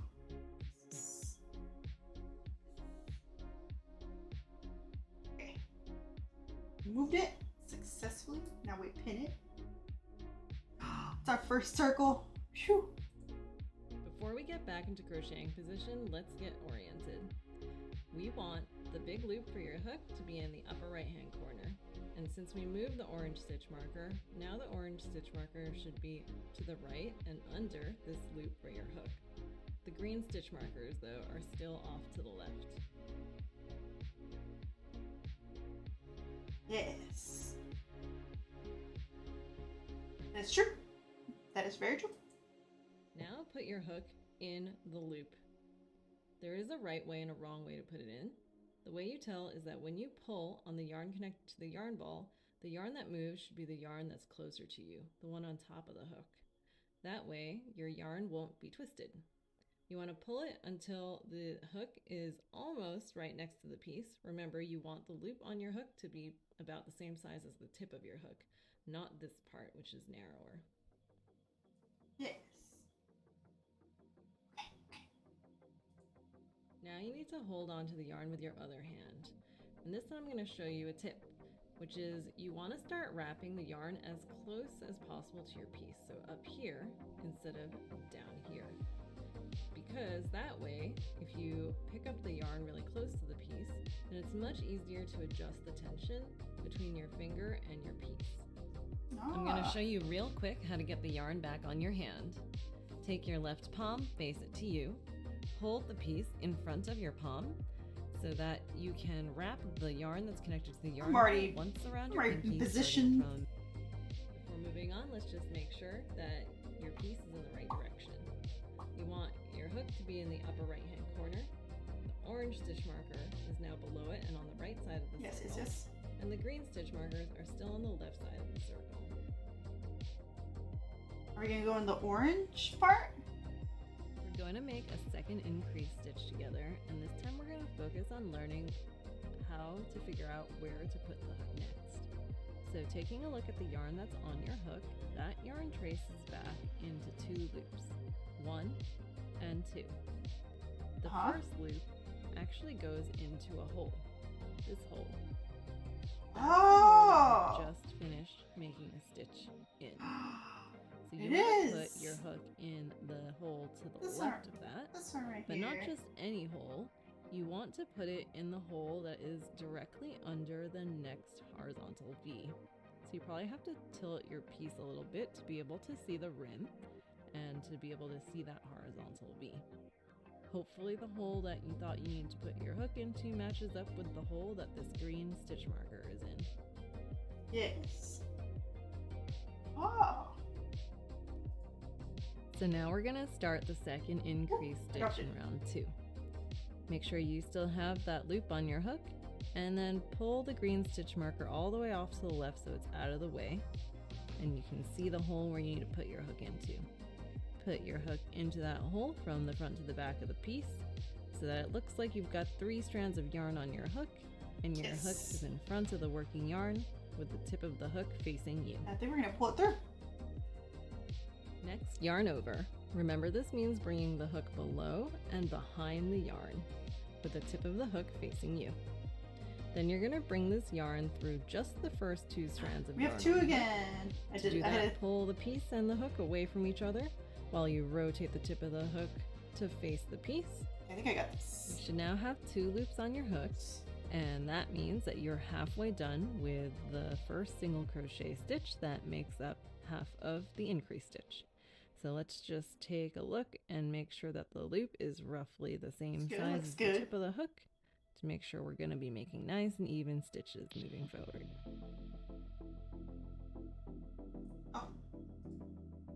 Yarn over again. Remember, this means bringing the hook below and behind the working yarn. And we're going to bring this yarn through both loops on the hook this time. So pull the piece and the hook in opposite directions to temporarily make the loops on the hook a little bit bigger. Rotate the Ooh, hook this looks down pretty. so that it's facing the piece. Pull the hook parallel to your body, and the moment you clear those 2 loops, rotate the hook to face you again, push it off to the left, and pull the hook a little away from you so that this loop on your hook becomes a little bit bigger. And I guess we're gonna do it again. Go through the first loop. If you only have 1 loop left on your hook, then congrats, you have finished the first single crochet stitch, so you're halfway done with the increase stitch. Professional. Oh, next. Thank you, thank you. That segment was just to complete pat me on the back. increase stitch, we need to put a second single crochet stitch in exactly the same hole. So to find that hole, take a look again at the yarn that is looped around your hook. That yarn is going through 2 loops of yarn, 1 and 2. That first loop traces back into a hole. And Yes, it's the since same we left the one, I green think. stitch marker in there, that hole should match up with the hole that the green stitch marker is in. Yes, it does. That is the hole that you want to put your hook Going into. back in? So pull the stitch marker off to the side, off to the left, so that it's out of the way when you crochet. And then put your hook into the same hole from the front to the back of the piece, so it looks like you've got 3 strands of yarn on the hook. And then make sure that your hook is in front of the working yarn and the tip of the hook is facing you. And we pull it through again. Now yarn over by bringing the hook below and behind the working yarn, and then bring that yarn through just the first 2 loops on the hook. So pull the piece and the hook away from each other as you rotate the hook down to face the piece. Pull this yarn. You should now have 2 loops on your hook, so you are at the halfway point of a single crochet stitch. And let's just double check that this yarn over by bringing the hook below and behind the working yarn. Throw a yarn And then over. pull that yarn through both loops on the hook. So pull the piece and the hook away from each other as you rotate the tip of the hook to face the piece.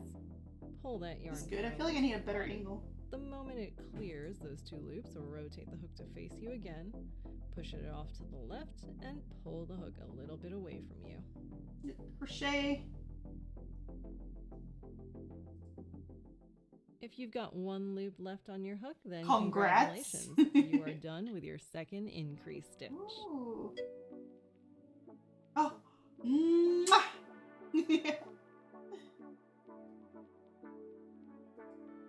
Before we move on, let's just double check that we have the correct number of V's.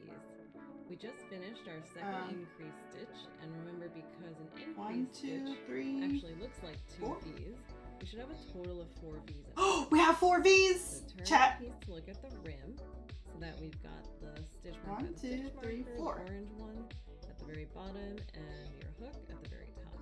Wait. And we're gonna count the number of V's starting from the 1. Oh, Mancer! So here's the first V.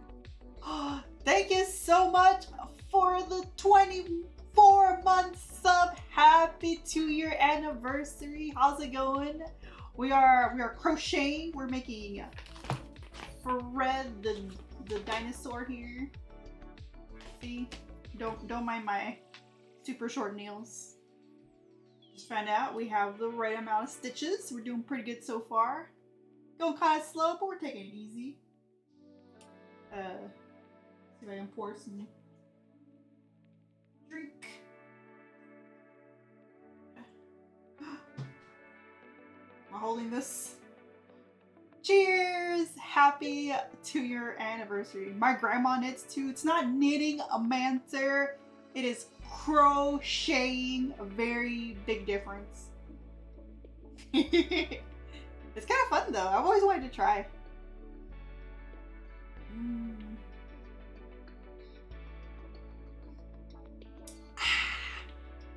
Ooh, it's tasty. It's like strawberries.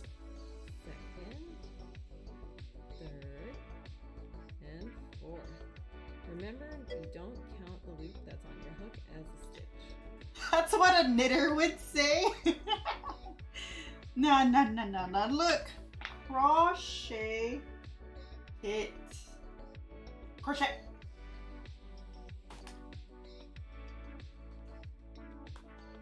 Remember, you don't count the loop that's on your hook as a stitch. Oh, wait. Oh, Yeah. 1, 2, 3, 4. Knitter quitter. Yeah. I ain't no quitter.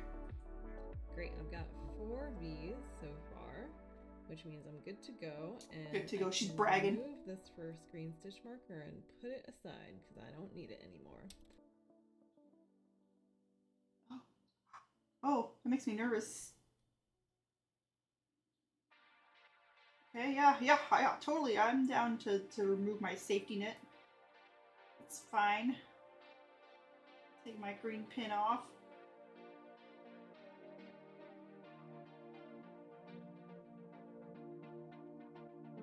I don't need this guy, right? Yeah, he's just a green. It's just a safety pin. No reason to call him a safety pin. Doesn't mean safety. So to finish round 2, we need to repeat what we've been doing in every remaining hole. This must be the second half We of need to put the. an increase stitch in every remaining hole, and there are 4 holes left.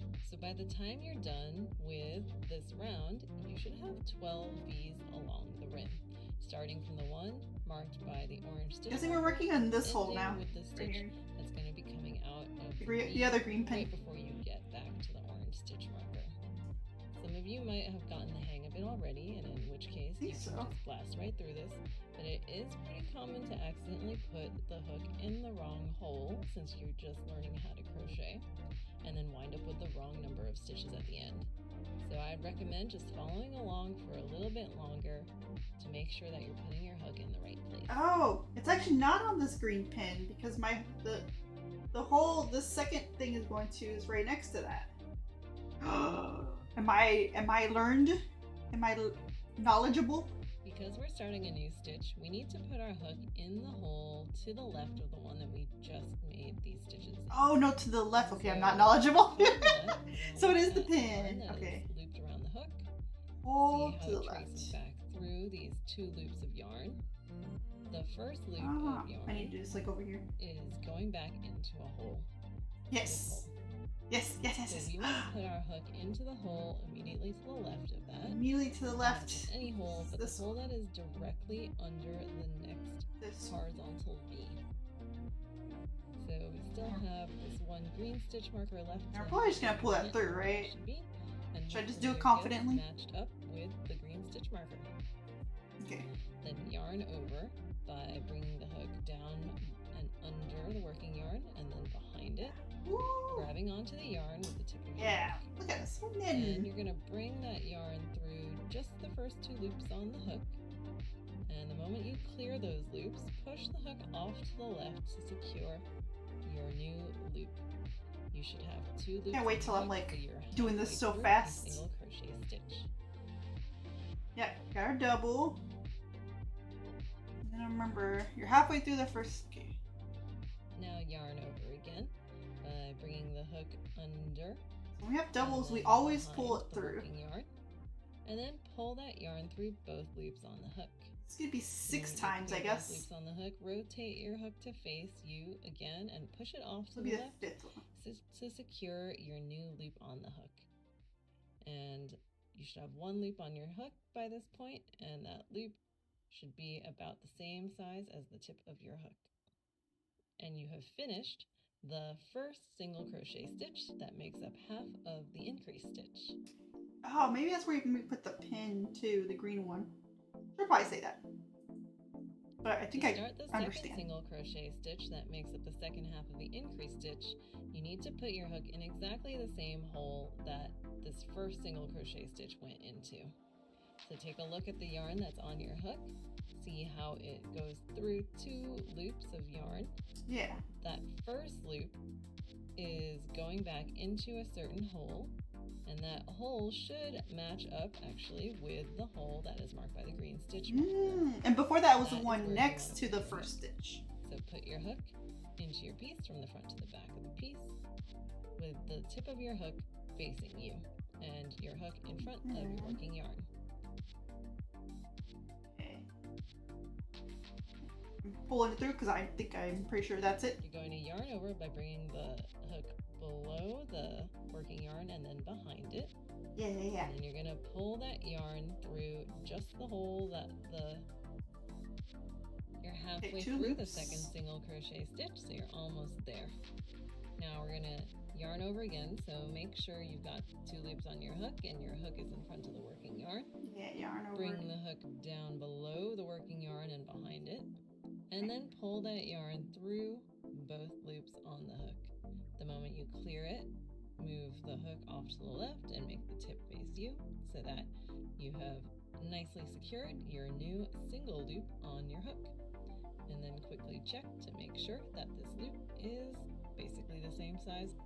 Before we move on and take out the green stitch marker, let's just double check we have the correct number of V's so far. We should have 1, 6. 2, 3, 4. So turn your piece so that you're looking at 5, the 6. and let's Yes. start 1, counting 2, 3, from 4. the stitch that's marked by the orange stitch marker.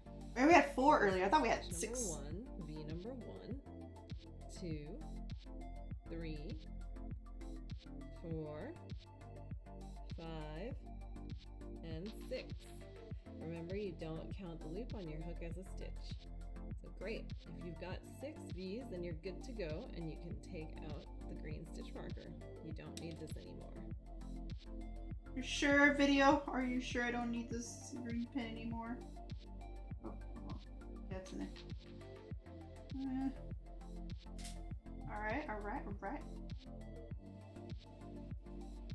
Since this is going to be your first time doing an increased stitch without the help of a stitch marker to put your hook, Without this I'm help. going to start this one with you. We're still going to use the same method we've been practicing before, which Yeah. is taking a look at Making the yarns 2. on your hook and seeing how it Pulling goes through, making 2 2 loops of again. yarn. That first loop of yarn traces back into a hole. Yes. That's the hole you just finished making a stitch in. So that means you want to put your hook in the hole immediately to the left of that. Not just any hole to the left of it, but the hole that is immediately below the next horizontal V to the left of it. Yes, So right you're here. going to put your hook under this horizontal V. Right here. Then we're going to pull it through. Make a double. And How many since V's you've is there? done the increased stitch quite a few times now, I'm gonna go through the whole stitch in this one video. So we're gonna do a yarn over and then pull that yarn through just the hole that the hook just went into. So you have 2 loops on your hook now. And remember to make sure that the new loop is And then about the same size as the tip and of the 1, right? Then yarn over again and pull that yarn through both loops on the hook. So you're left with 1 loop on the hook. You're halfway done with an increased stitch. You have made a single crochet stitch so far. Now to finish the increased stitch, you're gonna put another single crochet stitch in exactly the same These works hole. in 2s, I So to guess? see where you need to put your hook again, we're gonna look at the yarn that's on the hook. That yarn goes through 2 loops. The first loop traces back into a hole. This hole. Uh-huh. That is the hole that you just crocheted a stitch into. So that's the hole you want to put your hook into again, from the front to the back. Then yarn Okay. over and pull that yarn through the hole that you just put your hook into. So you've got 2 loops on the hook Wait. that are vaguely the same size as the tip of your Wait. hook. Traces back into a hole. This hole. That is the hole that you just crocheted a stitch into. So that's the hole you want to put your hook into. The same one, not the one next to it. Front Okay. to the back. Then yarn over and pull that yarn through the hole that you just put your hook into. So you've got 2 loops on the hook that are vaguely the same size as the tip of your hook. Then yarn over again and pull that yarn through both loops on the hook. So you're left with 1 loop on the hook that is the same size as the tip of your hook. All And right. then you are done with your 4th increased stitch. At this point, you should have 8 V's around the rim, starting from the one marked by the orange stitch marker and ending with the 7, one 8, that the yeah. loop on your hook traces back into. How are we doing, guys? This is good. And since you've done Oh. the increased stitch, I'm going to let you do the last 2 increased stitches by yourself since we've done some increased stitches together. You can always go back. Hi, Manga Senpai! Thank you so much. Oh my god, it's also your 2-year anniversary. Thank you for all your support and thank you for the lurk. We're learning to crochet today. You can always dig back if you need a refresher. Back in the videos if you need a refresher. So she's saying to do 2 more. Okay. So are we still working with the hole that it's going into, not the hole next to it? How do I know if it's the same one and not the one next to it? Or maybe now it's the one next to it? Video, don't leave me alone. Yourself, since we've done some increased stitches to get by yourself, since we've done some increased stitches together. Okay, I think it is the. Go back in the videos if you Not need the a one. refresher on how to do the stitch or know where to put your hook. What I wanted to show you is what it should look like when you're done. You know you've hit the end of the round when there are no more horizontal V's for you to crochet into. Okay, so let's see if we can do this chat. I did it on the one next to it, not the one that it's going into. We'll have a double. Yeah, we have a double. And then we have a double. We're gonna pull it through. Yeah. And then we're gonna put it in again. Make another, I'm holding it close to me. Make another loop. Now we have 2. And then we have 2. We'll pull it through here. There. We have 1. And then I guess I'll go to the same one we just made. So the first one's the one next to it, and the second one, I guess, is the actual one. So I'll make another loop. Now that we have 2 loops, we will pull it through. Okay.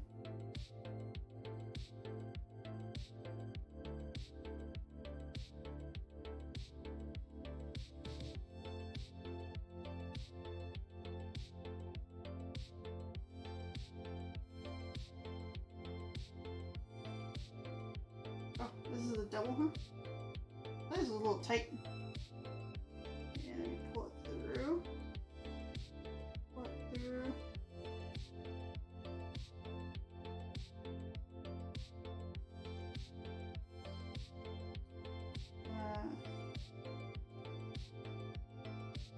Did I wrong? The last one?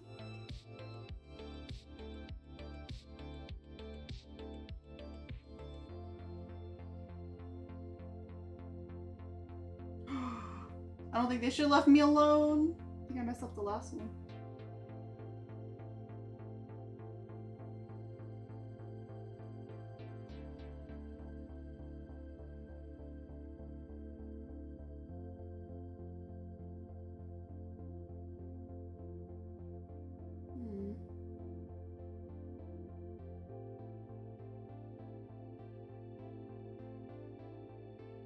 Hey, how many V's we have? 1, 2, 3, 4. Okay, 1, 2, 3, 4, 5, 6, 7, 8, 9, 10, 11, 12. I think I have 12, but the last one doesn't look right.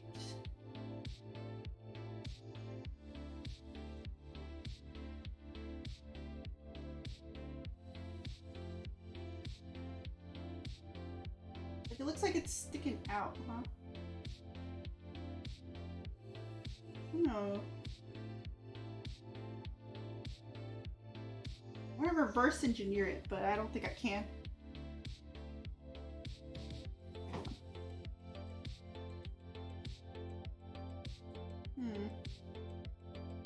Any expert crocheters out there? I think I have it in there right though. I also don't think I have it in there. Look at the little V's. It's like a little succulent.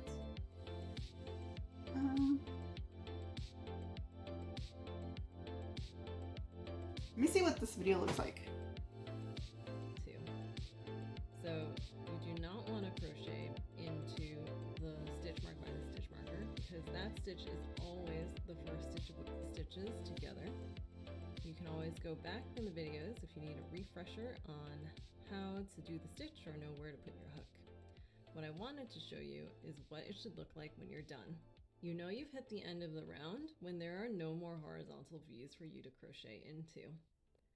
So you do not want to crochet into the stitch mark by the stitch marker because that stitch is always the first stitch of whatever round you're All right, in. Mari, I gotta head out. Good night. Good night, Aqua. Thank you for hanging out with us. I hope you get some good sleep. Oh, I pressed the button.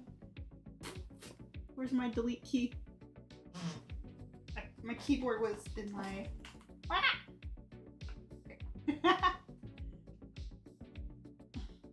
Mwah! I gotta just have us take a step back from this. Because this last one is sticking out too much up here. See? Wow. Wait, I'm scared about... Scared to... Okay. I was doing so good. I was in a groove. I was moving and grooving. But maybe we need one more. I don't know.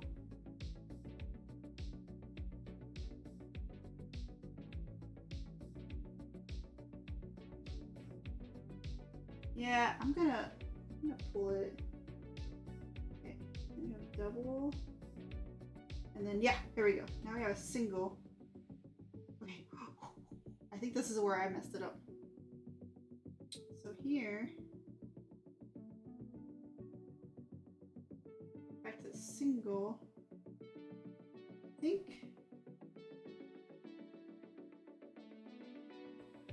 this one, I think I put it on the same hole instead of the one next to it.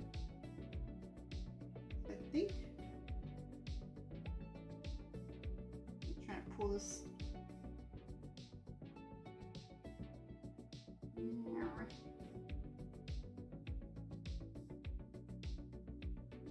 I think this one, I put it into the hole right there instead of the one, I guess over here.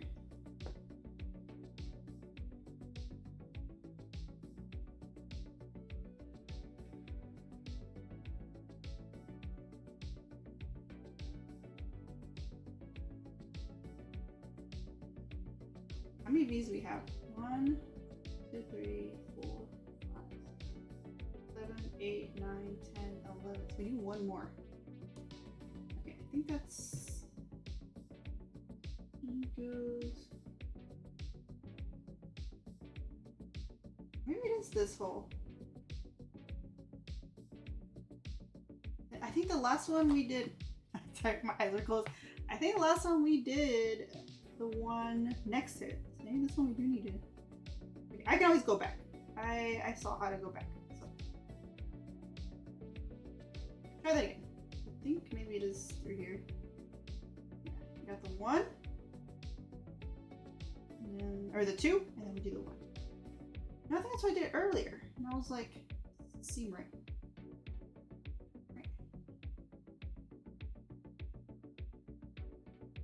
Yeah.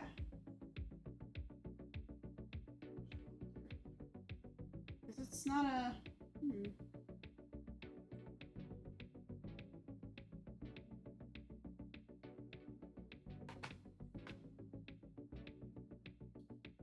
We'll just try it out. I guess we'll put it in through this one right here.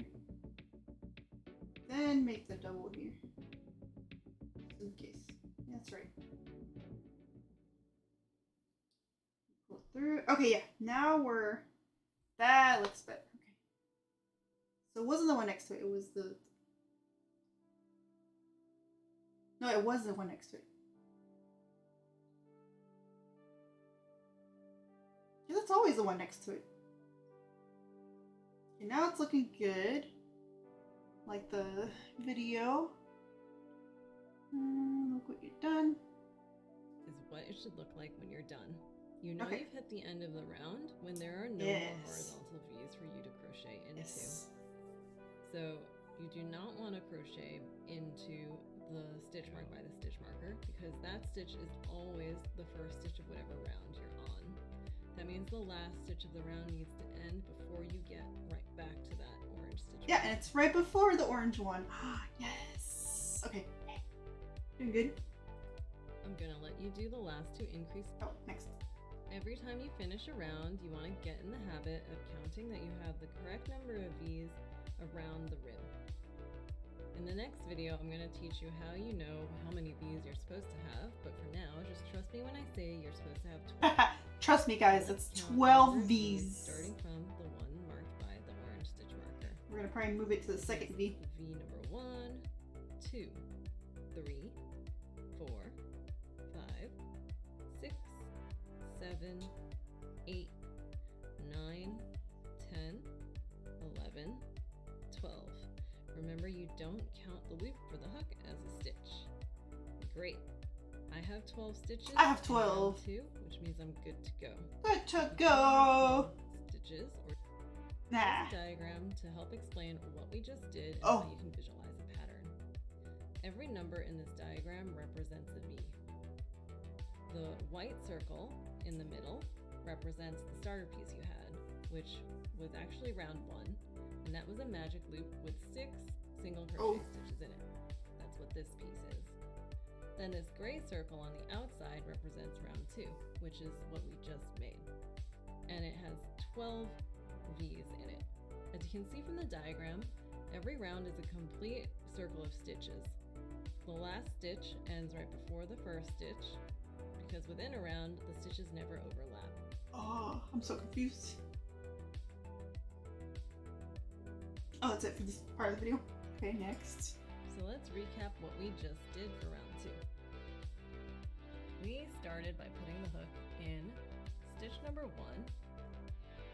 of round 1, which was the piece that came in your kit. Mm-hmm. That maps back to the one that was marked by the orange stitch. Girl, thank you for the daily check-in. One Hi, single hi. stitch.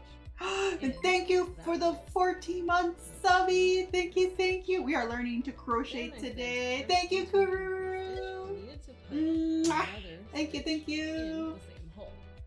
So that became V number 2.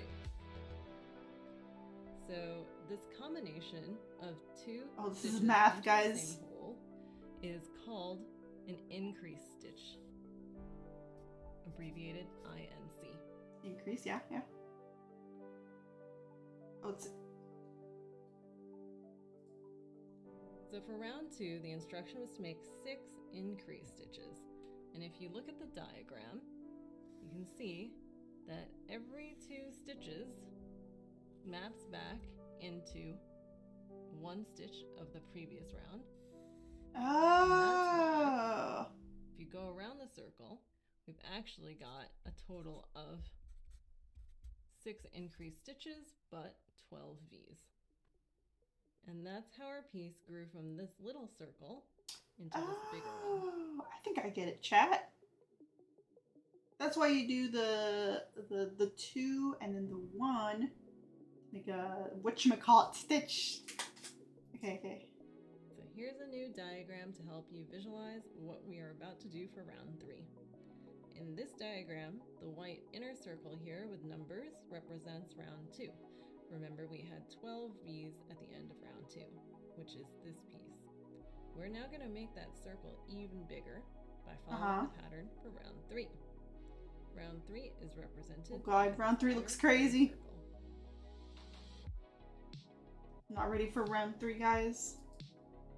So to start off round 3, we're going to start with a single crochet stitch, abbreviated SC, and that's going to go into the very first hole in round 2.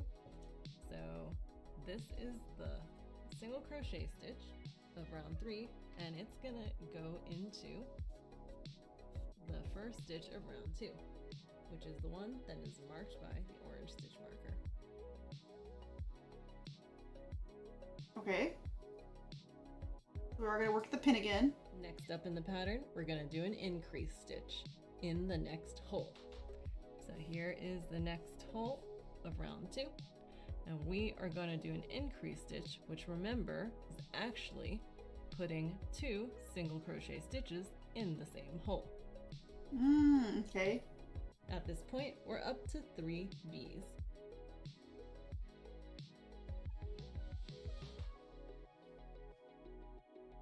Right. Then we go back to the beginning of the bracket because we got to repeat that sequence. So we're gonna do a single crochet stitch in the next hole, then an increase. Oh, that's the one loop. One after that. And then pulling it through the loop Repeat is the thing. sequence in the brackets again. And as you can see, we are gonna go all the way around a total of 6 times.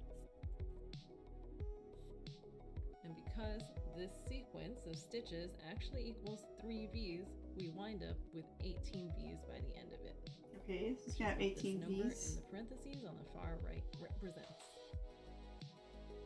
Oh, I hope it's gonna have more instructions than this. Or,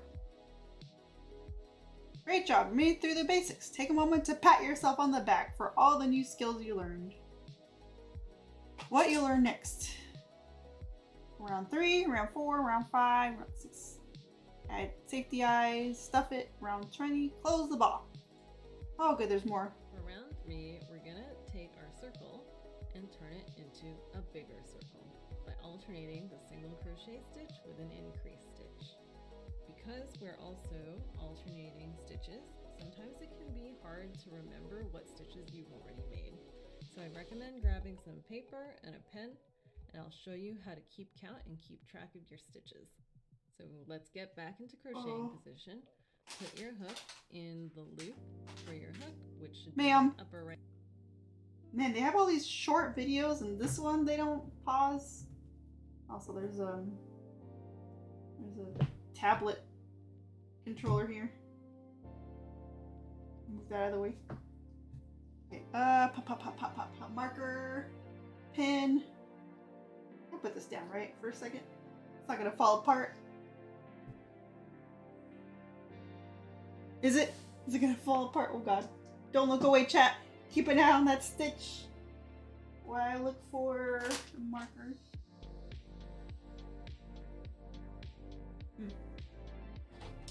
Definitely not drinking some of my strawberry Nigori. Sharpie. Okay, hold on. I have to take off my headset for a second.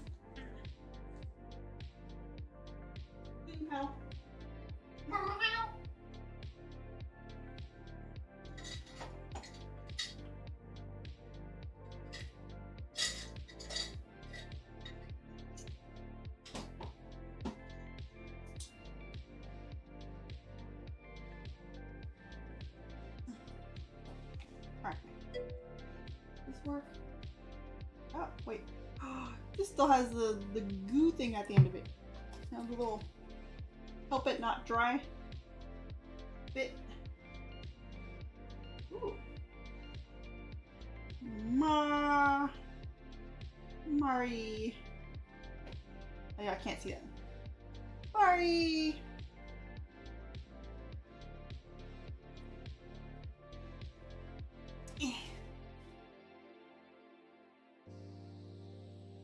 Okay. So we'll use that. We're gonna get back into a crocheting position, which is yeah, like this, like this. Ta-da!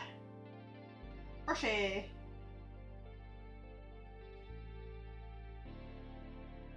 Put your hook in the loop for your hook. Put your hook in the loop for your hook, which should be in the upper right. Right-hand corner of your piece, where the orange stitch marker is immediately to the left. Now pull on the yarn connected to the ball, and the yarn that should move should be the yarn that's on top of the hook, the one that's closer to you. Pick up the yarn with your yarn hand and wrap it around your hand as close as possible to the piece to make the tension between your hand and the piece nice.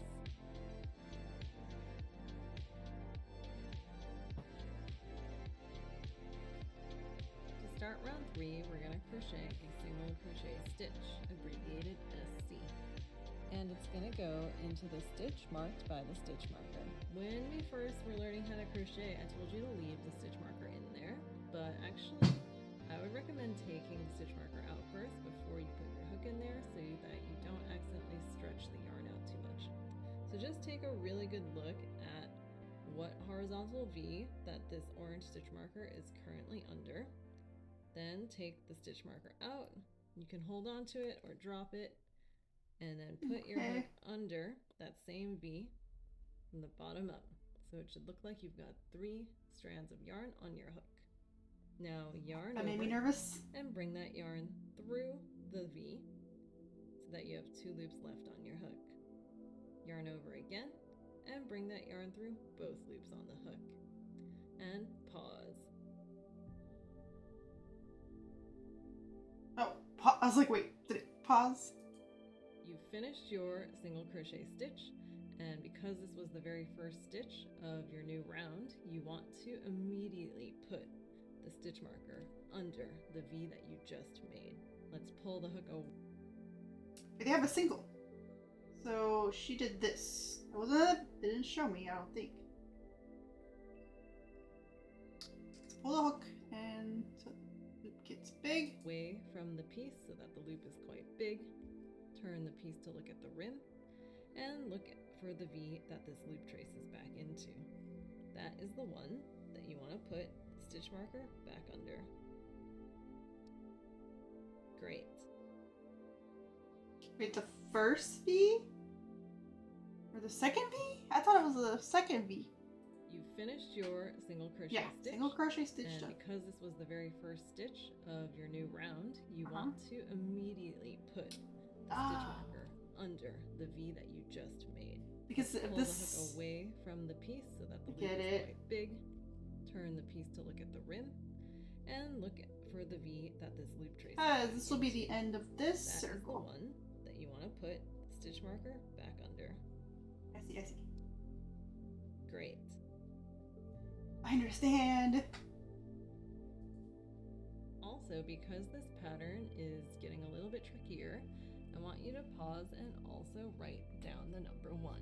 You have made the first V 1V. in round 3. Now get back into crocheting. 1v1 round 3. Okay, yeah, back into crocheting. Next up, the pattern says to do an increase stitch. So to figure out where to put your hook next, take a look at the yarn that is wrapped around your hook. That yarn goes through 2 loops, and that first loop that it goes through traces back into a hole, this hole. So we want to put our hook in the hole immediately to the left of it, Okay. but you might accidentally think that it is this hole because that's what you can easily see, but you don't want to put it in just any hole to the left of it. You want to put your hook under the hole directly underneath the next horizontal V to the left of the stitch you just made. So you want to put it actually under or into this hole here. This one, okay. Then we're gonna do this. This will be the second one. Now we're going to do the increase stitch, which is 2 single crochet stitches in the same hole. So yarn over, bring that yarn through the V so you have 2 loops left And on your single. hook. Yarn over again and bring it through both loops on the hook. You're halfway through the increase stitch. Right. Wait a minute. Hold on. Hold on. Why is these are getting stuck? Okay. Weird. I don't know what happened for later. Okay. I got it through. So you've just finished the first single crochet stitch. That makes up half of your increase stitch. And before you move on to the rest of the increase stitch, take a moment to pick up your pen and write down the number 2. You've just made the second V. 2. So now we need to make the second single crochet stitch that makes up the second half of the increase stitch by putting it in exactly the same hole as the stitch you just made. Take a look at the yarn wrapped around your hook, follow it through the 2 loops, and the first loop goes back into a hole. That is the hole that you want to put your hook into. So do a yarn over, pull that yarn through the hole so that you have 2 loops on your hook, yarn over again, and bring that yarn through both loops on your hook. So you should be left with 1 loop on your hook. Put your piece down I feel like that's and write the number 3. You have just completed the third V of round 3. that was a little loose. Loosey goosey. 3.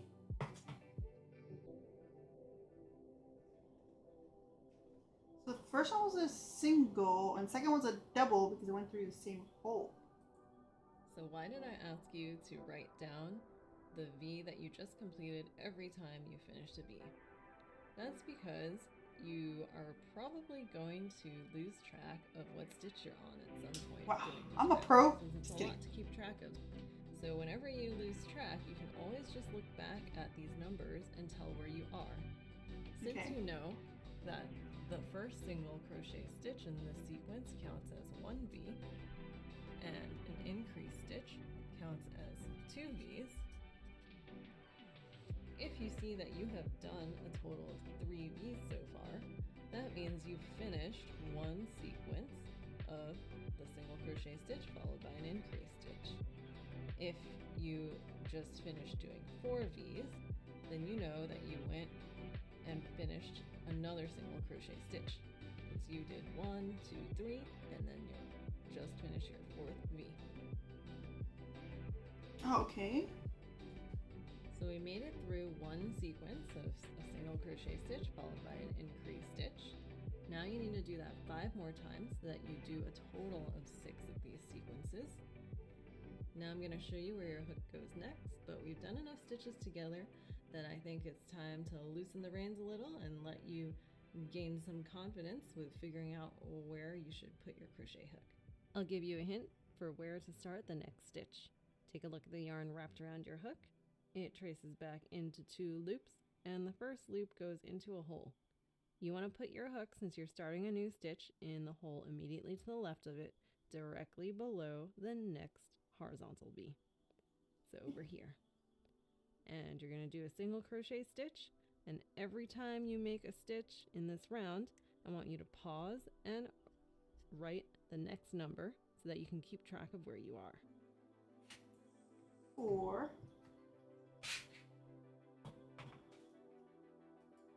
When you're done with round 3, it should look something like this. You should have crocheted your last stitch in the hole right before you got back to the stitch marker, because remember, you only ever put the first stitch of any round. Did that? Okay, so we gotta do this whole thing by ourselves, chat.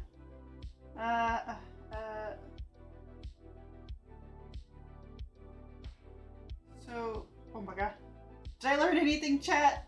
Did I learn anything? We did the one that goes in the hole next to it. After the one that goes in the one next to it, does it go on the same one? Huff, huff, huff. Okay. I think it's the same one, right? That's what I was saying. So first it goes to the one next to it, and then it goes to the same one. And the one next to it. It's the one next to it. I don't want to mess up chat. No, maybe it is the one next to it. I hope it's the one next to it. Yeah, I think it is the one next to it. Or, yeah, it's the one next to it. So we got this one here. And then we'll do one next to it here. Yeah. I'm gonna do it with confidence. If Fred doesn't come out perfect, we'll find out. Okay. Yeah. Pull it through. That'll be 5.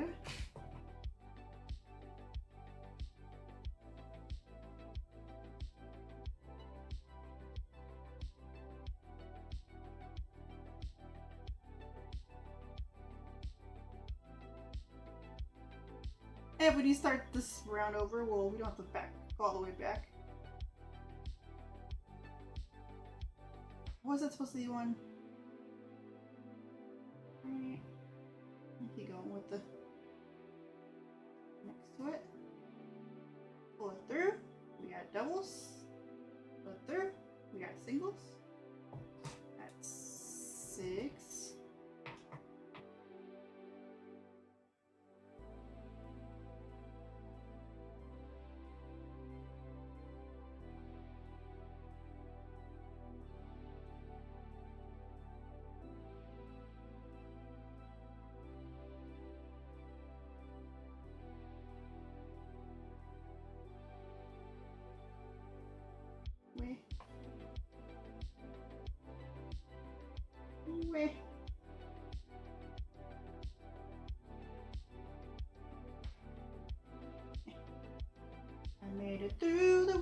wilderness.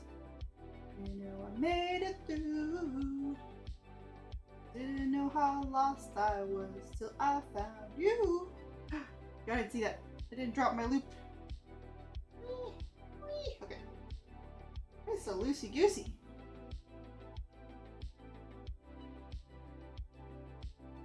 Next again. Pull it through. We have doubles.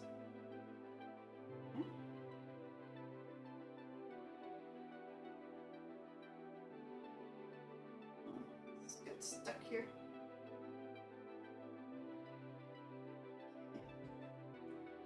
Seven. My pen's not working as well as I thought it would. Again, the one next to it. Pull it through.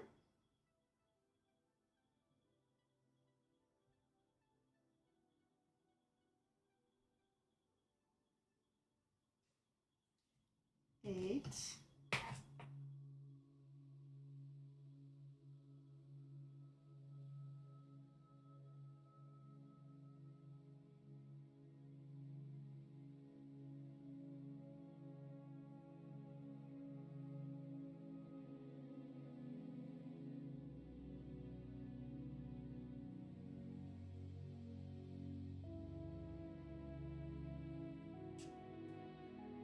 Nine.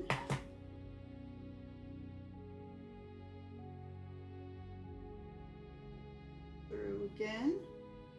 We have two.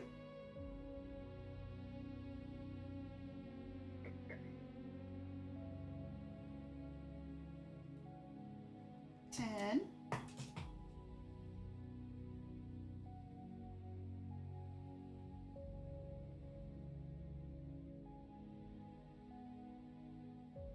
So, this one seems real kind of tight.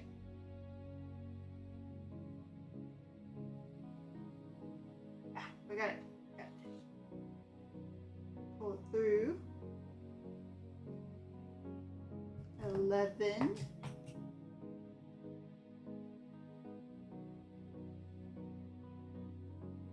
This hole here.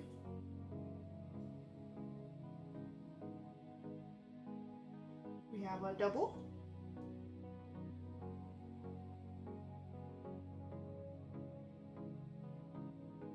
Wait. Stuck. And pull it through. That's number 12. It's supposed to be 12, I hope. Let's see. When you're done with round 3, it should look something like this. You should have crocheted your last stitch in the hole right before you got back to the stitch marker. Because remember, you only ever put the first stitch of any round in See this? Looks like it. marker. And you also want to have a total of 18 V's all the way around. So let's count that. Starting from the one marked by the stitch marker, I see 1 V, 2, 2, 3, 4, 5, 6, 7, 8, 9, 10, 11, 12, 13, 14, 15, Woo! 16, 17, 18. And remember, the loop for your hook does not count as a stitch. I don't have 18. I don't think I was doing the doubles. I only have 13.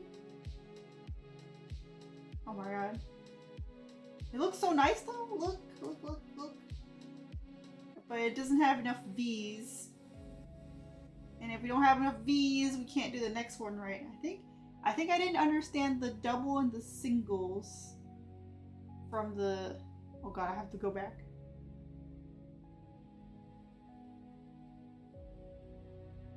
No.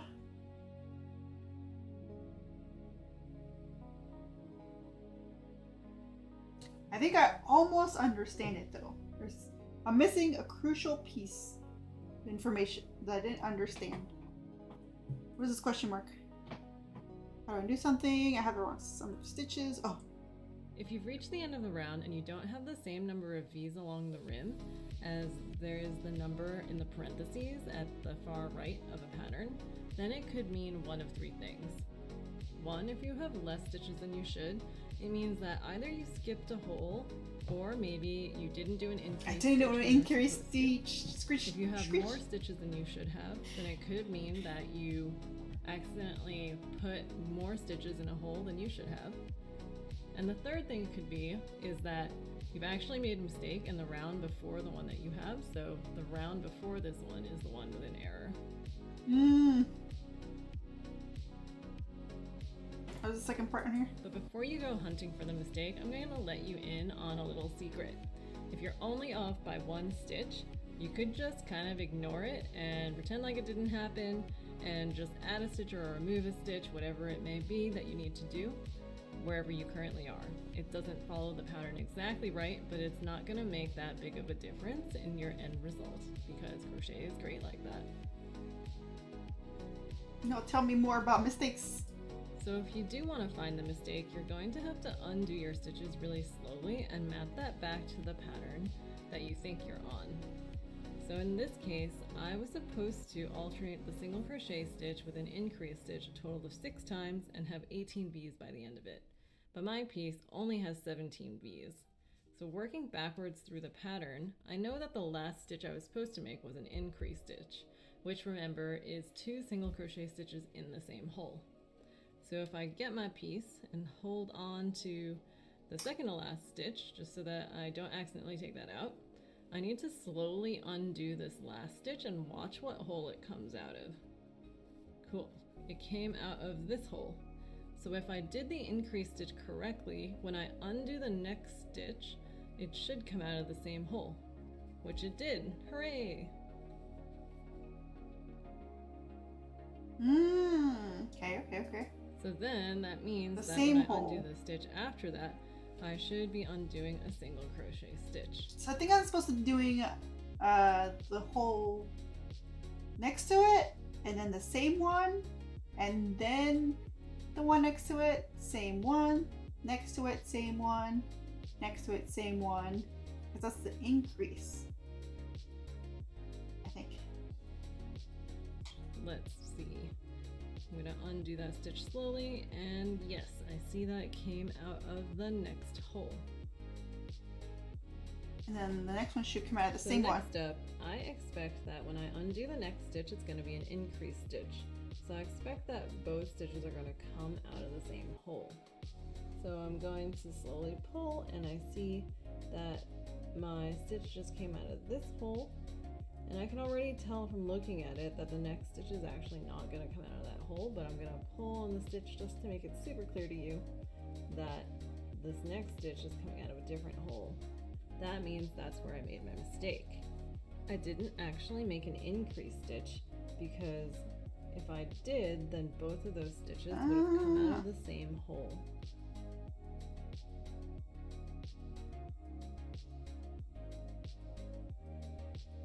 Oh wait, I'm popping it out, but okay, so that one came out of there. This one came out of there. This one also came out of there. Oh. I have a significant amount less. No, I'm going back to the beginning of this one.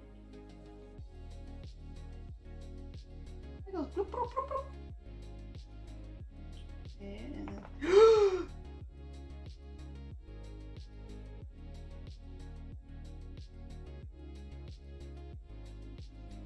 oh, that was almost bad. My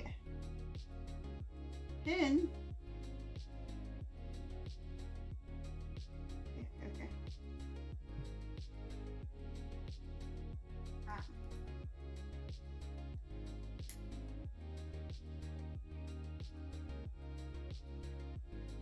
My pin popped off. I thought this was supposed to stay in, and so I can go back to the thing, but I think it popped out right. Oh, I hope this is the right one. I was about to unravel this whole thing.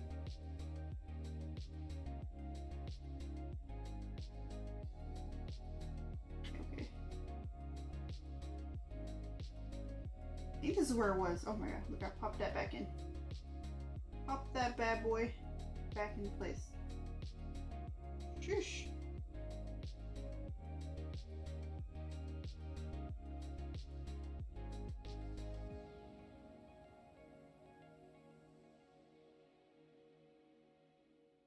Okay, so let's go back over here. There's the... So why did I ask? So we made it through one sequence of so you've just, now we're going next. Also, because this pattern is getting a little bit trickier, I want you to pause and also write down the number 1. You have made the first V in round 3. Now get back into crocheting position. Oh. Wait, now I want the video before that. To start round 3, we're going to crochet a single crochet stitch, abbreviated SC. And it's going to go into the stitch marked by the stitch marker. When we first were learning how to crochet, I told you to leave the stitch marker in there, but actually I would recommend taking the stitch marker out first. Oh, I hope this is right, because so that you don't accidentally I don't have that in there. Out too much. So just take a really good look at what horizontal V that this orange stitch marker is currently under. I hope it's this one. The stitch marker out. You can hold Should on be this to one it, here. drop it, and then put your hook under that same V from the bottom up. So it should look like you've got 3 strands of yarn on your hook. Now Okay, yeah. yarn over and bring that yarn through the V so that you have 2 loops left on your hook. Yarn over again and bring that yarn through both loops on the hook. And pause. Okay, I'm 1. That was the one over. Now is it gonna be the same one? You finished your single crochet stitch, and because this was the very first stitch of your new round, you want to immediately put the stitch marker under the V that you just made. Let's pull the hook away from the piece so that the loop is quite big. Turn the piece to look at the rim, and look for the V that this loop traces back into. Oh, so that means I have to move it actually to this one. That's probably why it popped out. Okay. When I pulled it. So this one actually needs to go. This is probably where it popped out. On this. There. And then she said it needs to go in this V where this came out. Okay, so I feel better about this clip now. There.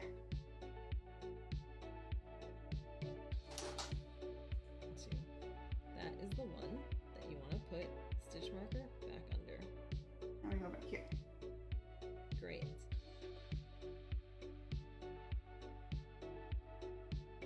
And then let's see, this way, that way. Also, because this pattern is getting a little bit trickier, I want you to pause and also write down the number 1. You have made the first V in round 3. Now get back into crocheting position.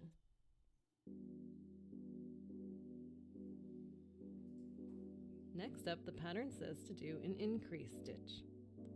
So to figure out where to put your hook next, take a look at the yarn that is wrapped around your hook.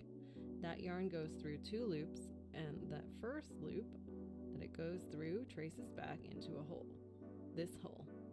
So we want to put our hook in the hole immediately to the left of it, but you might accidentally think that it is this hole because that's what you can easily see, but you don't want to put it in just any hole to the left of it. You want to put your hook under the What is the one next to it? directly underneath the next horizontal V to the left of the stitch you just made. So you want to put it actually under or into this hole here. That's the increase? Okay. I think it's gonna turn out the same Now way. we're going to do the increase stitch, which is 2 single crochet stitches in the same hole. So yarn over, bring that yarn through the V so you have 2 loops left on your hook.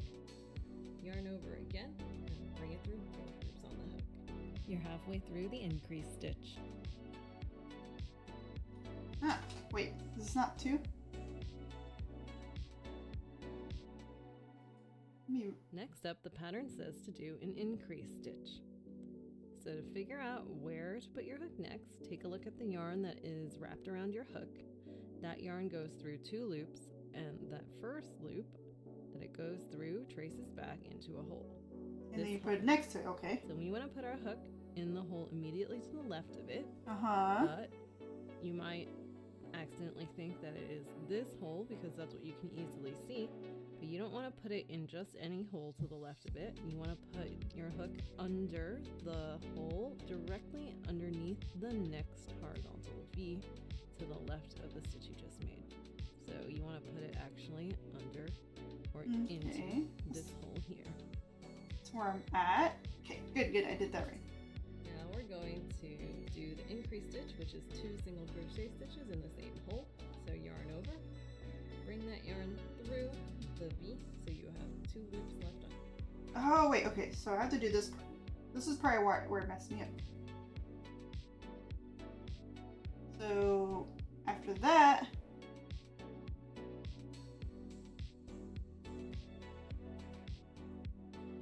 now we're going to do the increase stitch, which is 2 single crochet stitches in the same hole. So yarn over, bring that yarn through the V, so you have 2 loops left on your hook. Yarn over again, and bring it through both loops on the hook. You're halfway through the increase stitch. okay. Welcome back, Will. I am making a Woobles here crochet kit. His name is Fred. He's a dinosaur. So Fred the dinosaur. I messed up a little bit, but So you've just finished the first single crochet stitch. That makes up half of your increase stitch. And before you move on to the rest of the increase stitch, take a moment to pick up your pen and write down number 2. You've just made the second V. and does this one go in the same hole before I do? So now we need to make the second single crochet stitch that makes up the second half of the increase stitch by putting it in exactly the same hole as the stitch you just made. Take a look at the yarn wrapped around your hook, follow it through the 2 loops, and the first loop goes back into a hole. That is the hole that you want to put your hook into. This one. So do a yarn over, pull that yarn through the hole so that you have 2 loops on your hook, yarn over again, and bring that yarn through both loops on your hook. So you should be left with 1 loop on your hook. Put your piece down and write the number 3. You have just completed the 3rd V of round 3. Oh, I joined the Discord. I can't believe I forgot to join sooner. No worries, Will. Thank you so much for joining. Feel free to post anywhere. We have a lot of channels for talking about specific things. You know, it's just for fun. I like to say good morning in the mornings. Sometimes I get so busy at work I don't get time to, but I like to say good morning, check in on everybody. I try to check it throughout the day when it's not too crazy at work. But it can get pretty busy where I work at. But I do my best. So why did I ask you to write down the V that you just completed every time you finished a V? That's because you are probably going to lose track of what stitch you're on at some point doing this round, since it's a lot to keep track of. So whenever you lose track, you can always just look back at these numbers and tell where you are. Since you know that the first single crochet stitch in this sequence counts as 1 V, and an increase stitch counts as 2 V's, if you see that you have done a total of 3 V's so far, that means you've finished 1 sequence of the single crochet stitch. Okay, alright, so I have 3 V's, so I think just finished doing 4 V's, then you know that you went and finished another single crochet stitch. so the single is, I think I get it. Hopefully I get it. Let's see if I get 3 V's on this next one. Let's see what else she says. I don't wake up till late, but I always say hi when I do. Oh, no worries, Will. Some people live in different time zones anyway, So people are saying good morning at different times. Oh, thank you for the hydrate. Where's my water? Here you go. Ow. Ba-da-ba-ba.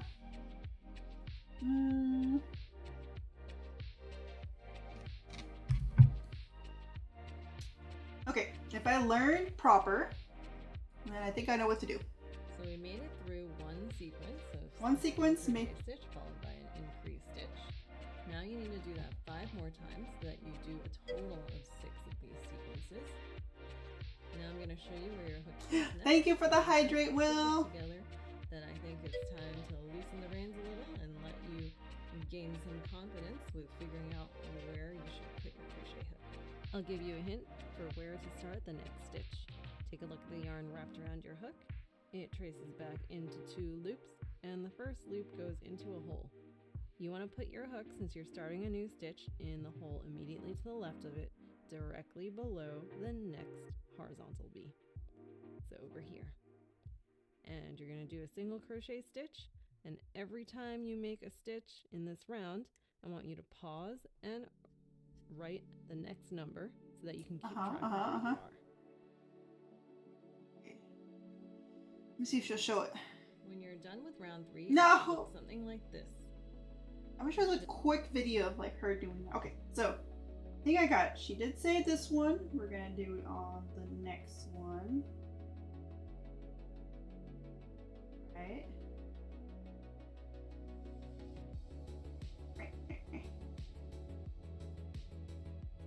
Hands. Okay. Too loosey goose. Okay. So the next one, right, makes a double.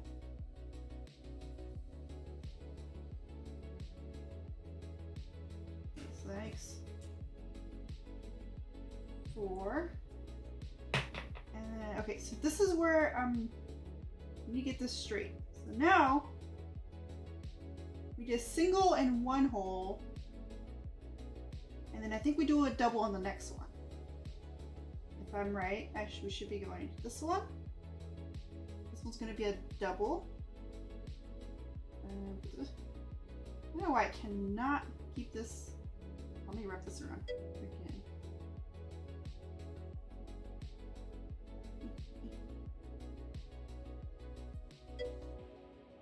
Okay.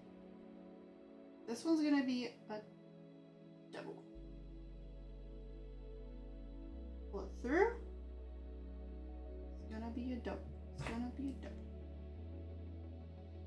5.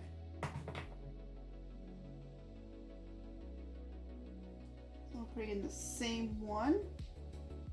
Same one. I know if I'm holding this close enough to the camera, then I'm doing big thinking, guys. Okay, that's our double. Should be 6. So see, it's a double.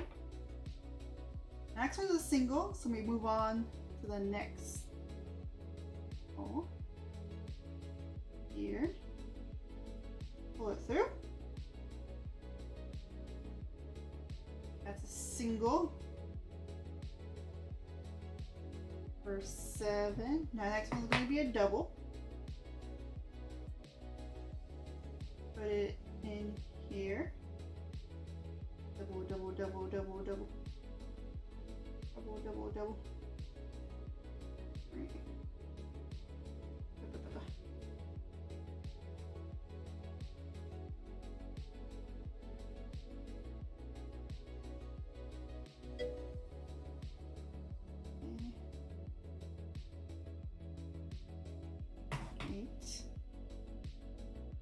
This is a double. Put through. Uh-oh. All good, all good. We picked it up.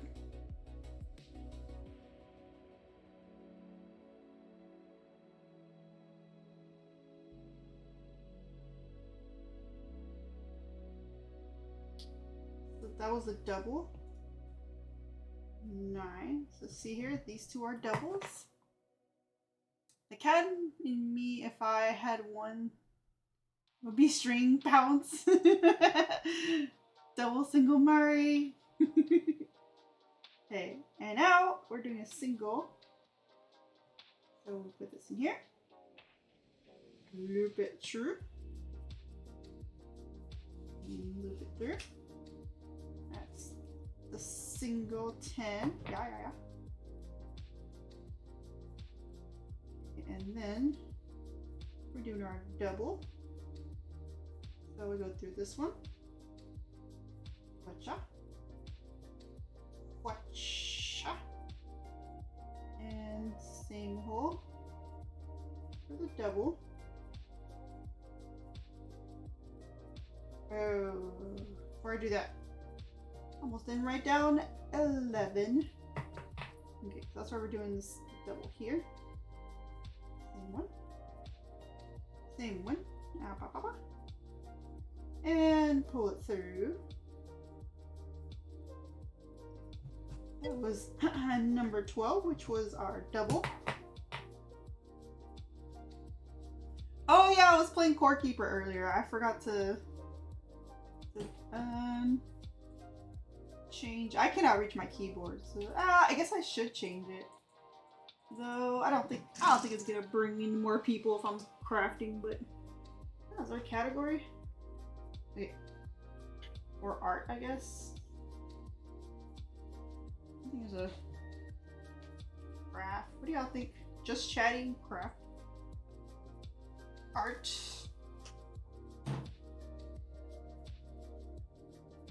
There's a crafting mama.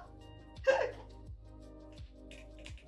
let's do just chatting. I don't think it should or should not have said. I don't know. I don't know the rules of Twitter. I'm just making things up. Meow, meow. Hi, Paddle. Don't jump up. No, you're not. Nope. No. I'm not picking you up right now. Mom is crafting. No.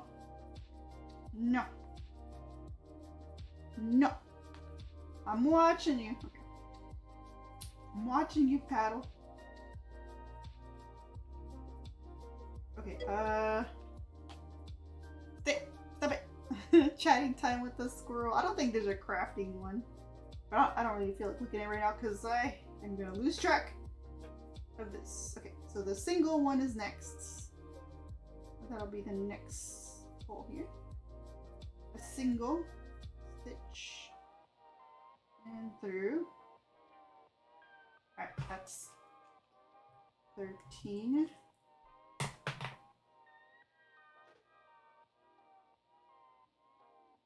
Now we'll do the next one for a double. Pull it through.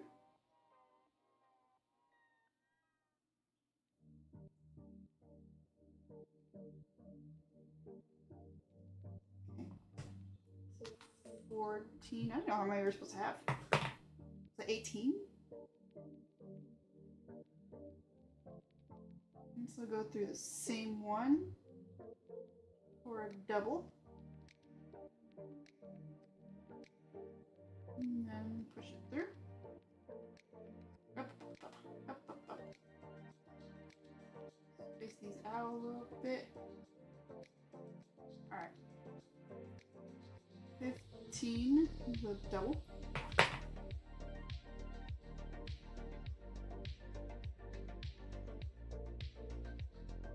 Okay, single here. Push. That'll be 16.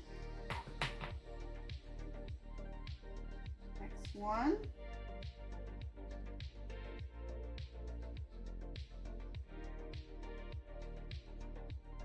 Seems like a lot. I feel like this time I made too many. Okay, so the next one is here. Look through.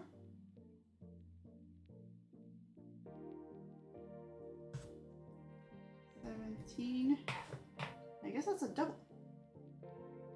Oh, wait, I haven't finished it. Guess I should finish it. Okay, now it's the same one. The double.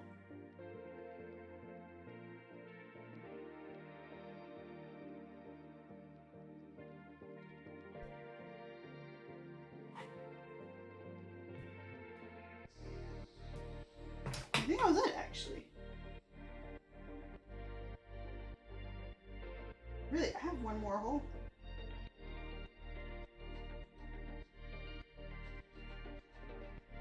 Tell me I have too many.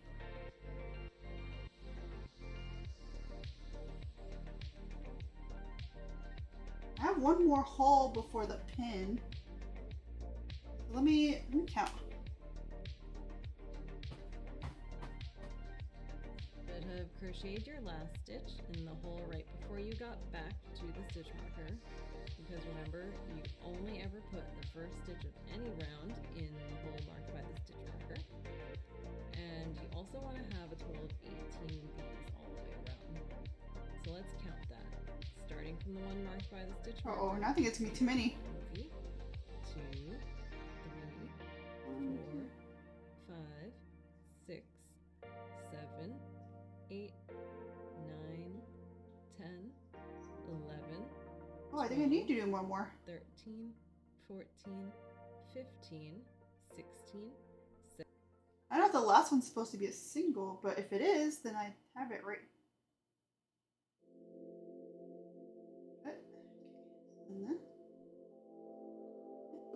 then hit. I did one more of these. Okay. And you can pull this out. Have some slack. Okay. And then we're supposed to have 18. So I think I did it right. 1, 2, 3, 4, 5, 6, 7, 8, 9, 10, 11, 12, 13, 14, 15, 16, 17, 18. Or is this 19? Oh.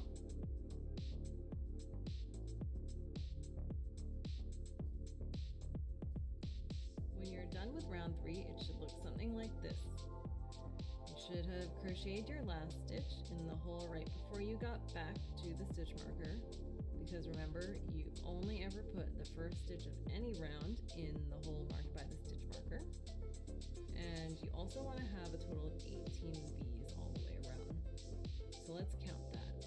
Starting from the one marked by the stitch marker, I see 1 bee, 2, 3, 4, 5, 6, 7, 8, 9, 2, 3, 10, 4, 5, 11, 12, 13, 14, 15, 16, 17, 18.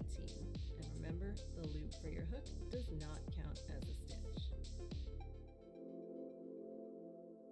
I think I have an extra one.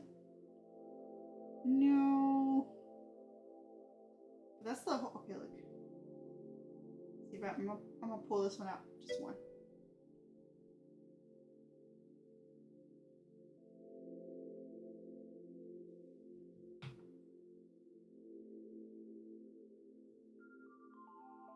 Or maybe I just have my.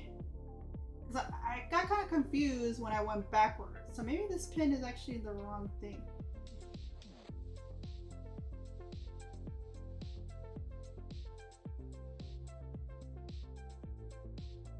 So many things to keep track of. Yeah, this isn't supposed to be set for beginners because it was like pre-started, but I'm no professional. Because yeah, this is here. Yeah, there's still one more hole. But if I took this out,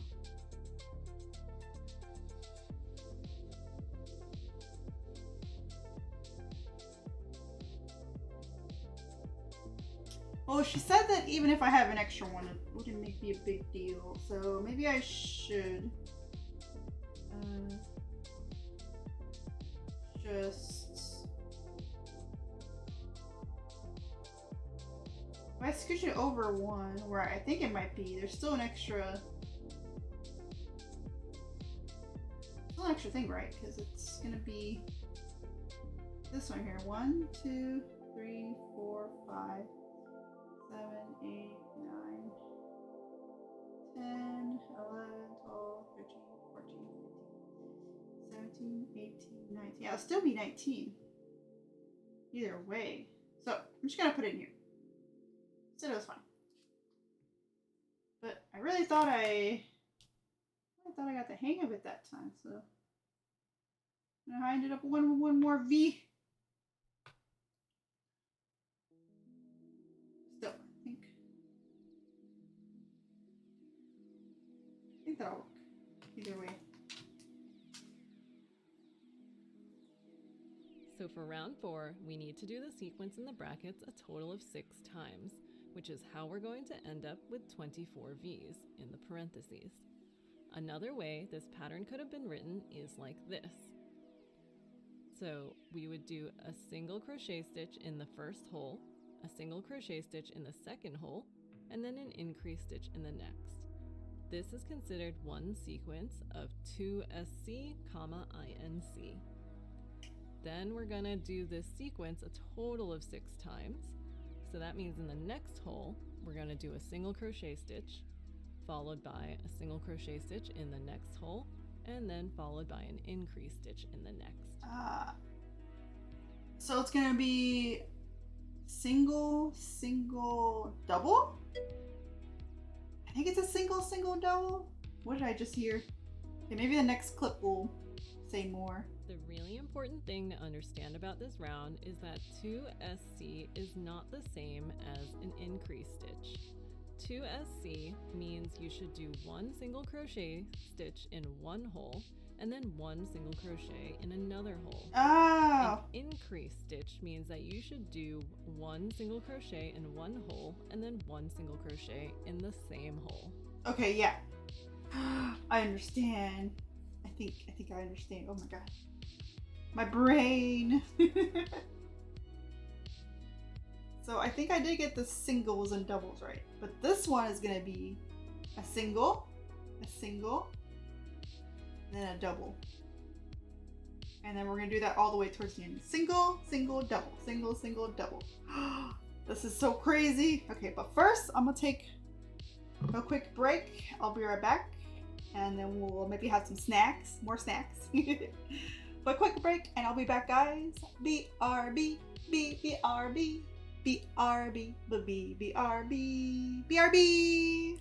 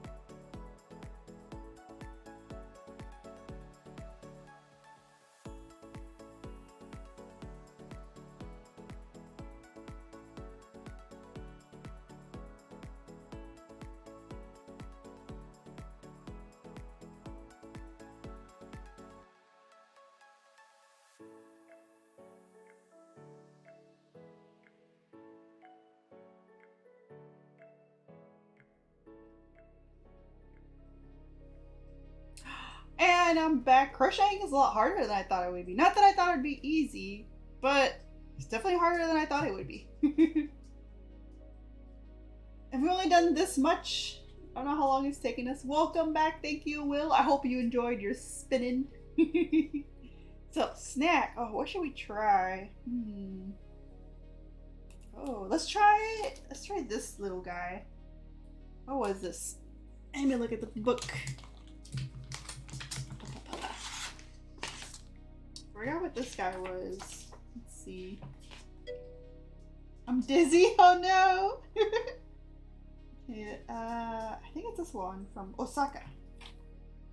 Let's see. It is a Sakura Chinsuko, an adorable shortbread-like cookie. Chinsuko is frequently given as omiyage or souvenir gift from Okinawa. This treat is shaped, flavored, and colored like a Japanese cherry blossom. Ooh. I was really excited about this box. It's a lot of cherry blossom stuff. You know, we don't have those here in America. Yeah, so this is from Boxu. Where's my box? I signed up for monthly snacks. So it's... Oh, I don't have a site I can show you all that has the name, but... Oh, here it is.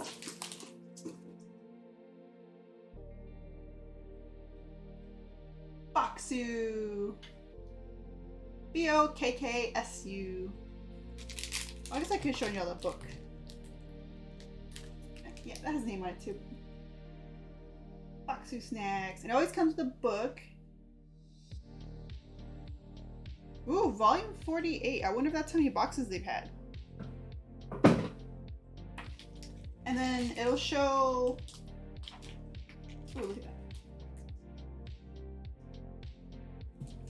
It also show box. It also show where in Japan all the snacks came from. So you'll see a map here and with the numbers.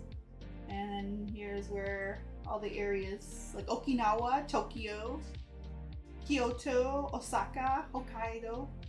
Those are actually ones I recognize. I don't recognize all of them. And so this is what we're gonna try. Alright, let's see. Zip. This little... Ooh, it does feel like a shortbread. I'm excited. How? Oh.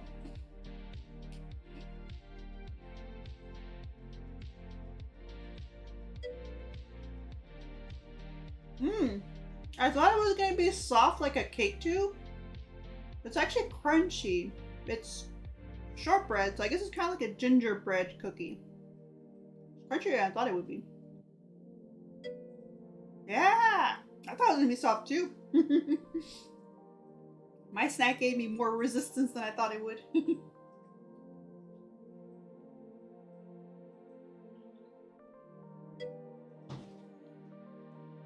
It's pretty good. So it's supposed to be, no, not too strong. It's kind of sweet. Nom nom. I guess that's what sakura blossoms taste like. I'll have to have more of the sakura. But let's wash it down with some strawberry. Cheers!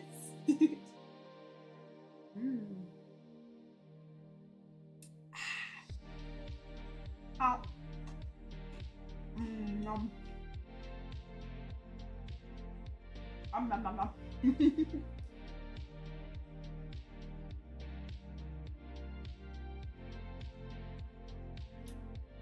When they said this was gonna take 2 hours, I don't think that was right. Nom. Here. My family, so I have a young niece. She's about to turn 2 next month. And my family likes to drink wine, so they always do cheers.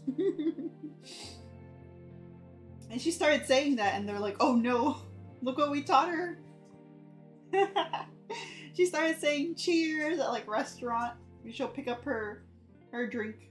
Why am I pretending like I'm holding a drink? She'll be like, with her water, or whatever she's drinking. Cheers! And then like everyone's worried, like people around are gonna be like, So I don't think it's a bad thing, you know? Yes, my family maybe drinks a little too often, but if you're at a restaurant, you know, whatever. She's pretty cute though, but she definitely repeats like a lot of the things she hears. So for my dad, she's been calling him ooh, cause he'll say that a lot. My dad will say that like ooh, and so that's what she points at. Like, let's say this is my dad, she'll be like ooh. And recently she started calling him honey because my mom calls him. That's kind of cute, but she definitely repeats the words she says. My youngest one taught herself how to burp on command, so now she burps at you. Oh my god. Oh, your niece? How old is she? Yeah, my niece is 2 years old, and recently my sister said a bad word in front of her, and she repeated it, and she was like, oh no. She was like, shirt, shirt, shirt. And I was like, you better be careful what you say in front of her. She's gonna repeat it later. You don't want her saying shirt in front of people. 1 in 3 months? Oh my gosh.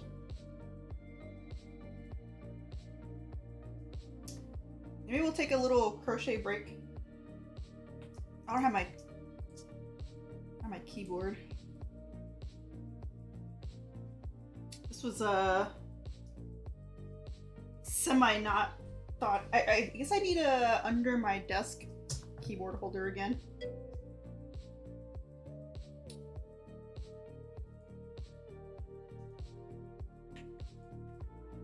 How come? Back.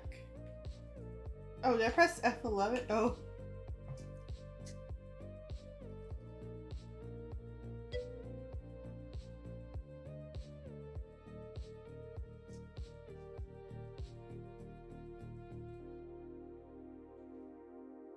They put the Energizer Bunny to shame with all the energy. Yes, exactly. Hold on, let me go BRB real quick where I can fix this. 1 second.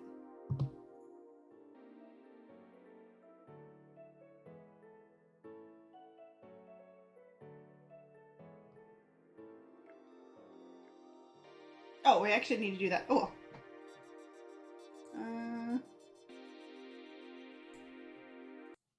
Mute this real quick. I want to check to see how many materials we have. Oh, I got a running point. Let's see how much we got from.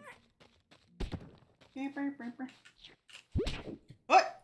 What a rude slime.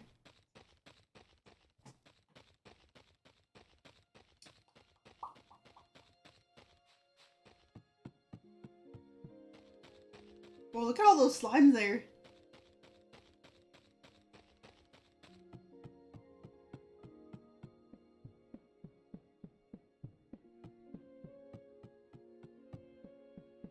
I'm gonna leave it just chatting because I'm not gonna be here too long.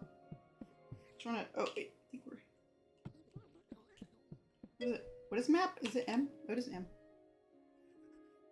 Did I pass it up? Oh no, it's right after the. Are you getting ahead of the group? No, I'm just mining. I mean, I guess technically I am getting more running points because no one else is playing right now. But I'm just getting some materials for us for when we play next.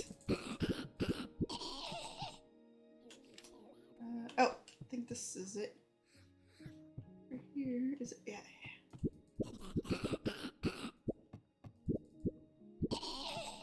I guess I fight people. Ooh! Look at it. Ooh, 97, 46, 92. Let's go. All that mining. Well, I've been 345.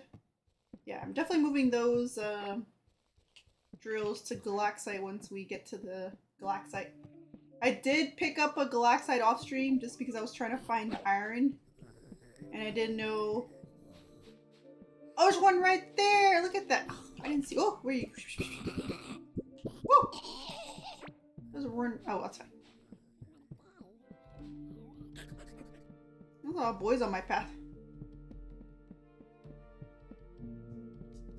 So what is my... let's see, I got a running point. Oh! I guess I decided to... 6% armor... 6% armor of current movement speed increase. I guess so. We're in the last tier here. I haven't done any melee. How do I get vitality? Oh! I don't know what to do here.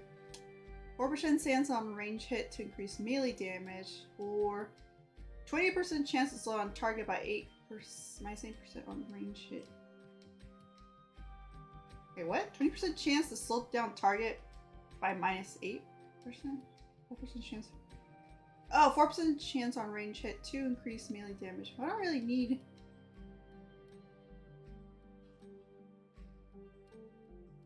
Oh, I guess he already has this. 5% range damage after staying still. Oh, so she's already down there. I'm like... She must be fighting more than me. I don't understand the difference to these two. Oh, there's a... 4% chance... Oh, on range. Increase melee damage? But I don't need increased melee damage, do I? I guess this one. Slow down target by... Yeah, I'll do that.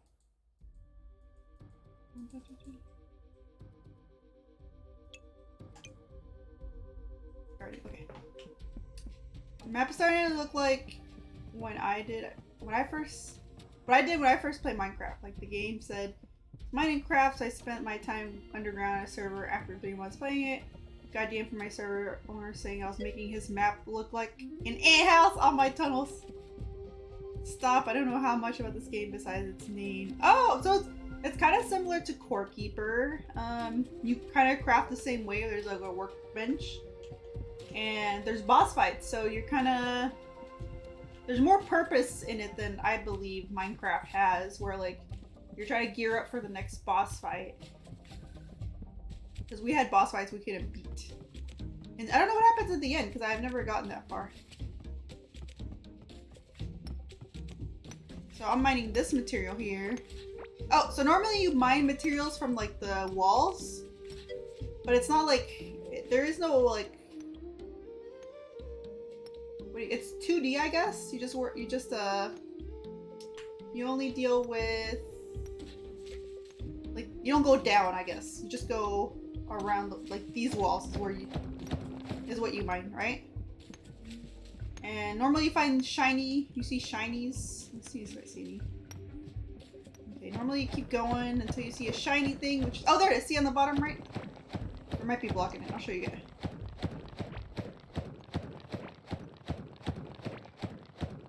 This is a normal mining. And you'll see... like... sparklies. Like this one down here.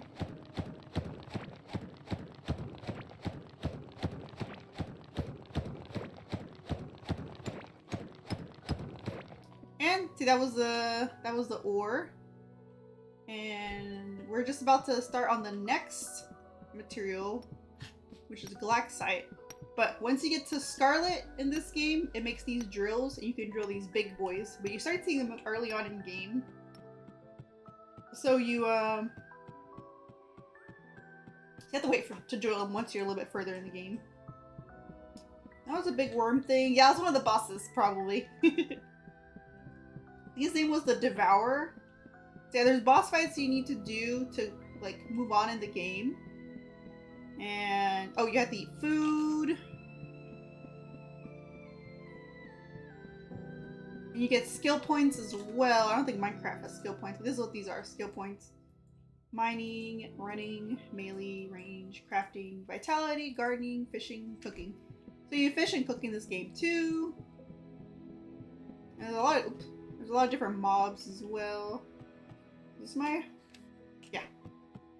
You also build bridges like this to get places, because otherwise there's no ground. So north, south, east, west. Not up or down. Yeah, not up and down. Getting more Terraria vibes. I think that's what people have been describing as. I think there's a boss that was from Terraria, the King Slime. We fought him a while back. I think we have the item to fight him again, so maybe we'll do that next time. Oh, this weekend actually. I think we're scheduled for Friday for more Core Keeper.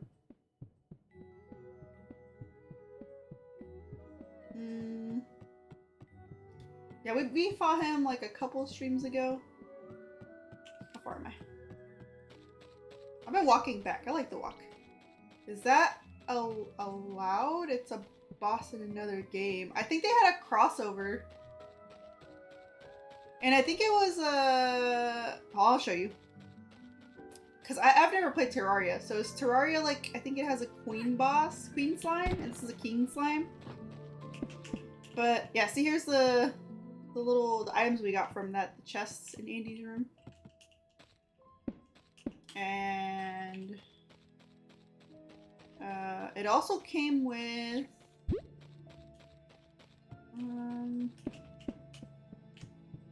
we also got a music sheet, so I have like a, let me see, and it'll make more sense to you if you've played Terraria. I haven't, so let me see. This one's, I guess this is from Terraria.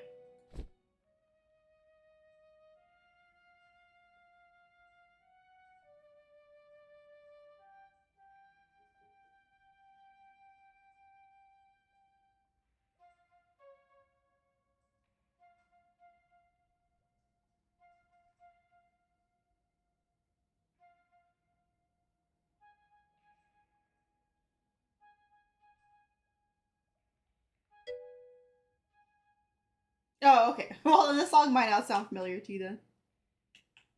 How to escape. Yeah, they also have the music, I guess, from the game. Oh, here's what Galaxite looks like. It's kind of cool, huh? But yeah, I don't think it's that far-fetched, because if the games are kind of similar, it's kind of putting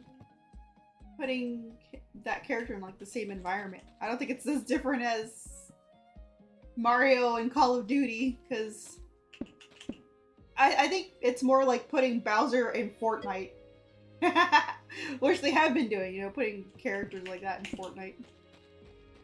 Yeah, I think from what I've heard, Terraria and Core Keeper are kind of similar.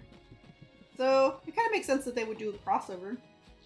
Now, I don't know the legalities of it, like technicalities of it. I was just told that was a boss from Terraria. And then that music sheet. Ooh, an egg. Rude, guys. Oh my god, everything's trying to murder me.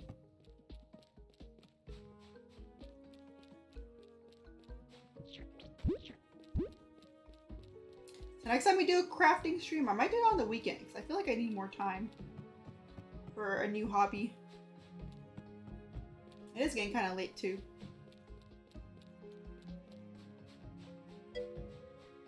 You know, you built a lot of bridges. Oh yeah, yeah. Andy builds a lot of bridges too, because you need bridges to. You basically need bridges to get anywhere that's like there's no space, like that right there. That's a bridge because there's no ground there, and I try to make like straight paths that go north, east, south, west. So this is my west path.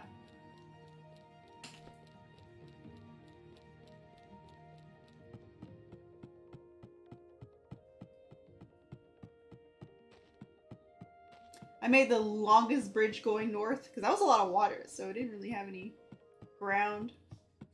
There's actually a lot of bridges going south too. Did I say west? This is south. I think I'm almost there though. Almost there.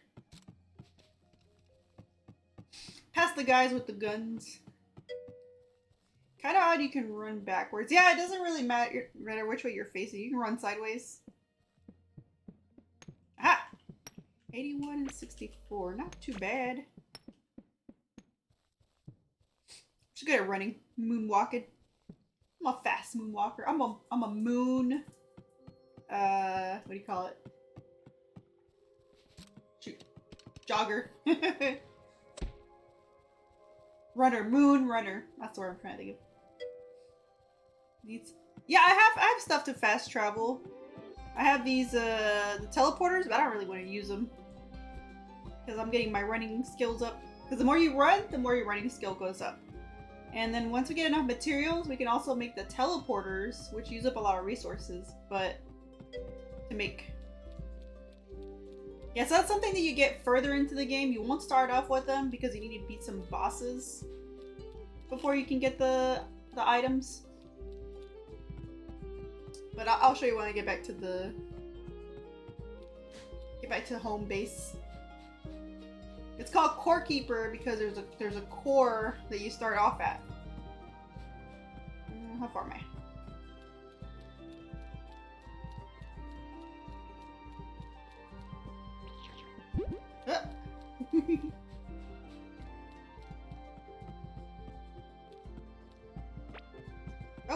Oh, someone.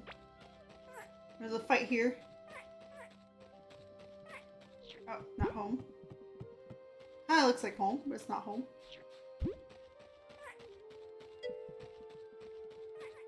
Start off at the core. Well, it's not really the core of the world. It's like, here, I'll show you right now. It's an actual core, like this guy. You start here. And he has like the story part, but when you beat the first 3 bosses, it activates these things. And then this is where you make the recall idol, and that's like the teleporter thing. So you don't get that until you beat the worm actually. Worm the Devourer. Once you beat that guy, that's when you can make this armor, which is it's not that great.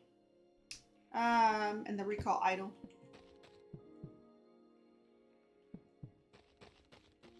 But I'm gonna check on stuff. Ooh, nice.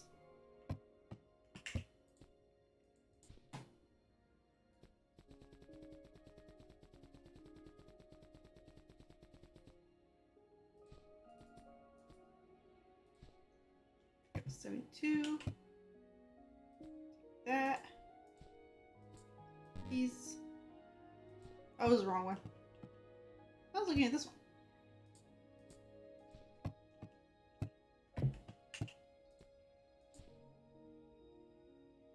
Oh yeah, and then I have so much. Okay. We need to put that into...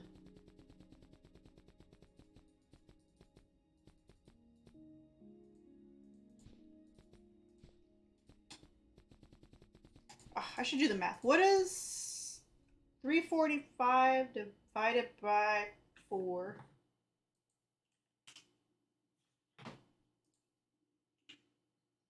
Oh, doesn't work. Right? Oh my god, now it's typing. 345 divided by 4. 86.25.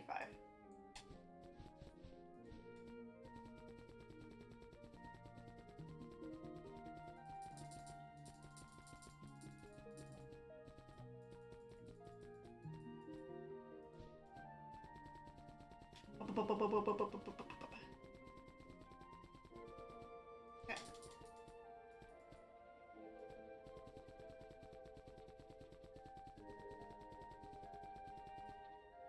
There you go. 84. Head exploded from trying to do Mari's math question. I just use a calculator. I can't do that much math in my head. 85? Cool.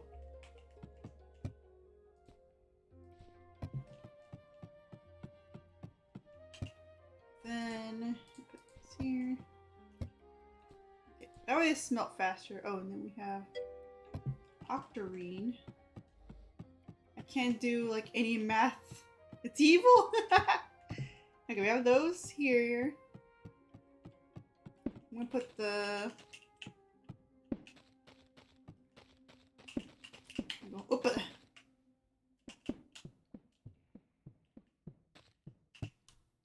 Oh, nice. And then half of 144. 22 plus 50, 72. 72, let's go. Look, I did that one in my head.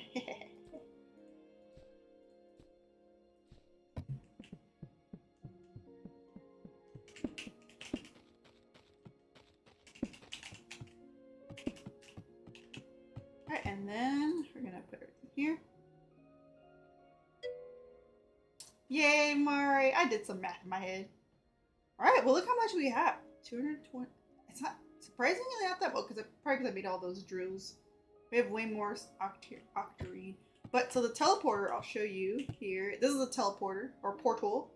Uses 100 copper, 100 iron, 100 octarine, 200 coral planks, 20 mechanical parts, and 30 ancient gemstones. We have plenty of planks. So many other products, but I don't know if you need 2 to teleport.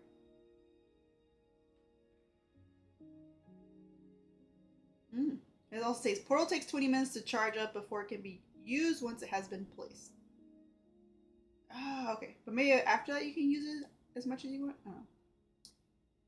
Then we're gonna need to make this one, the Fury Forge and the Glaxite, I guess. So now we can make. How will I look at it? I'm gonna make it 30 octarine, 15 scarlet. How do I look at it?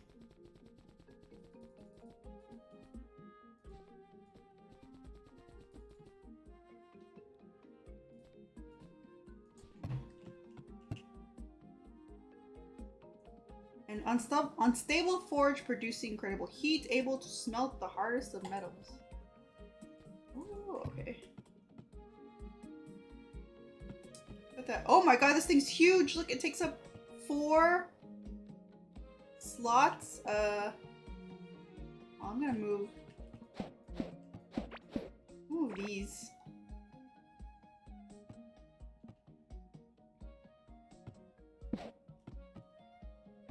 I didn't think it'd be so big. Okay, the bait table. I'll put over here.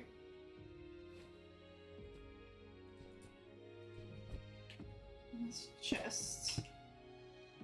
I had bait in here, but I guess some chests are also in here. Okay. Whoa, this thing's huge! Okay, yeah, it is just a mine. Galaxite.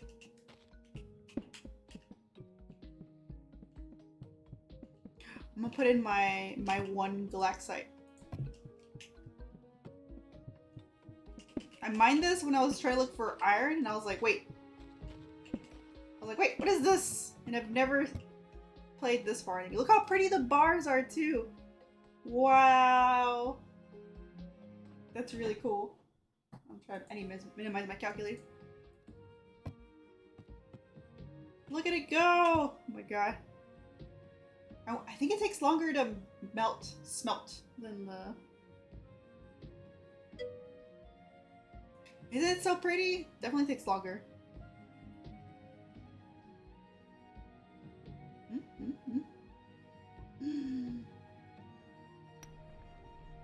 An otherworldly ingot for outstanding blacksmiths. Oh my gosh, I've never had this in this game. I haven't gotten this far yet. So I'm pretty excited to keep going with the gang this weekend. But I think for now, I'm gonna end my stream. We'll keep making Fred next week, but I think I got the hang of it, you know? Games like this, I like to leave joke things at my friend's house. I actually built Andy a house when he wasn't around. So it wasn't really a prank, but I built him a house. I moved his bed into a house and decorated it a little bit, and then he's been adding chests and stuff to it. He's got his own smelters. See, I even put like fencing in the front and grass and shrubbery. Aqua, I just kind of moved him into my house. I was like, here's your bed. You live here now too. Because he didn't have a bed. I don't think he had a bed. So it's more like an upgrade than a house. Yeah, because he just had a bed, so I made him a whole house.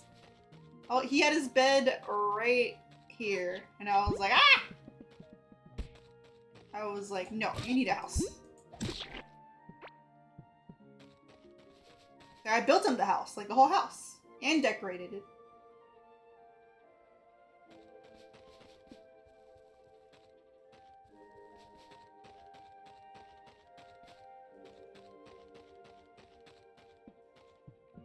I was like, get pranked, you have a house now. A roof. Well, I guess we don't have roofs. Walls to hide you away from the mobs. You're his landlord! Now make him give you stuff. I should! Oh my god, I'm definitely gonna bring that up when we play. It's like, alright Andy, your rent is due on the house I built you. What should I ask him for? I'll have to think on that. He's probably still watching. I'm surprised he hasn't said anything yet. Right, I will. Yeah, pay up, Andy, for the house I built you. Well, he's been really nice about sharing materials, so that's probably all I can ask for. But for now, this is where I'll end my stream. I think I'll do crafting next weekend, maybe on Saturday if we do Core Keeper on Sunday. I'll figure it out. But we need to finish Fred. All we have is his little butt so far. But thank you guys for watching. I hope you enjoyed the spicy noodles eating portion, the little bit of Core Keeper we did, and the craft. Kind of took me a while. We streamed for 3 hours, almost 4 hours. Bye, Mari. Thank you for stream. Thank you for watching, Will, and thank you all for being here. I'm glad y'all could make it. Hope you all have an amazing Friday. Get some good sleep. It's the weekend. Thank you for the tail pat. All right. Good night, everyone. Good night, my precious acorns. Mwah, mwah, mwah. Until next time, have a good night. Buenas noches. Good night. Until next time. Take care, everyone. Bye-bye. Bye-bye. Bye-bye.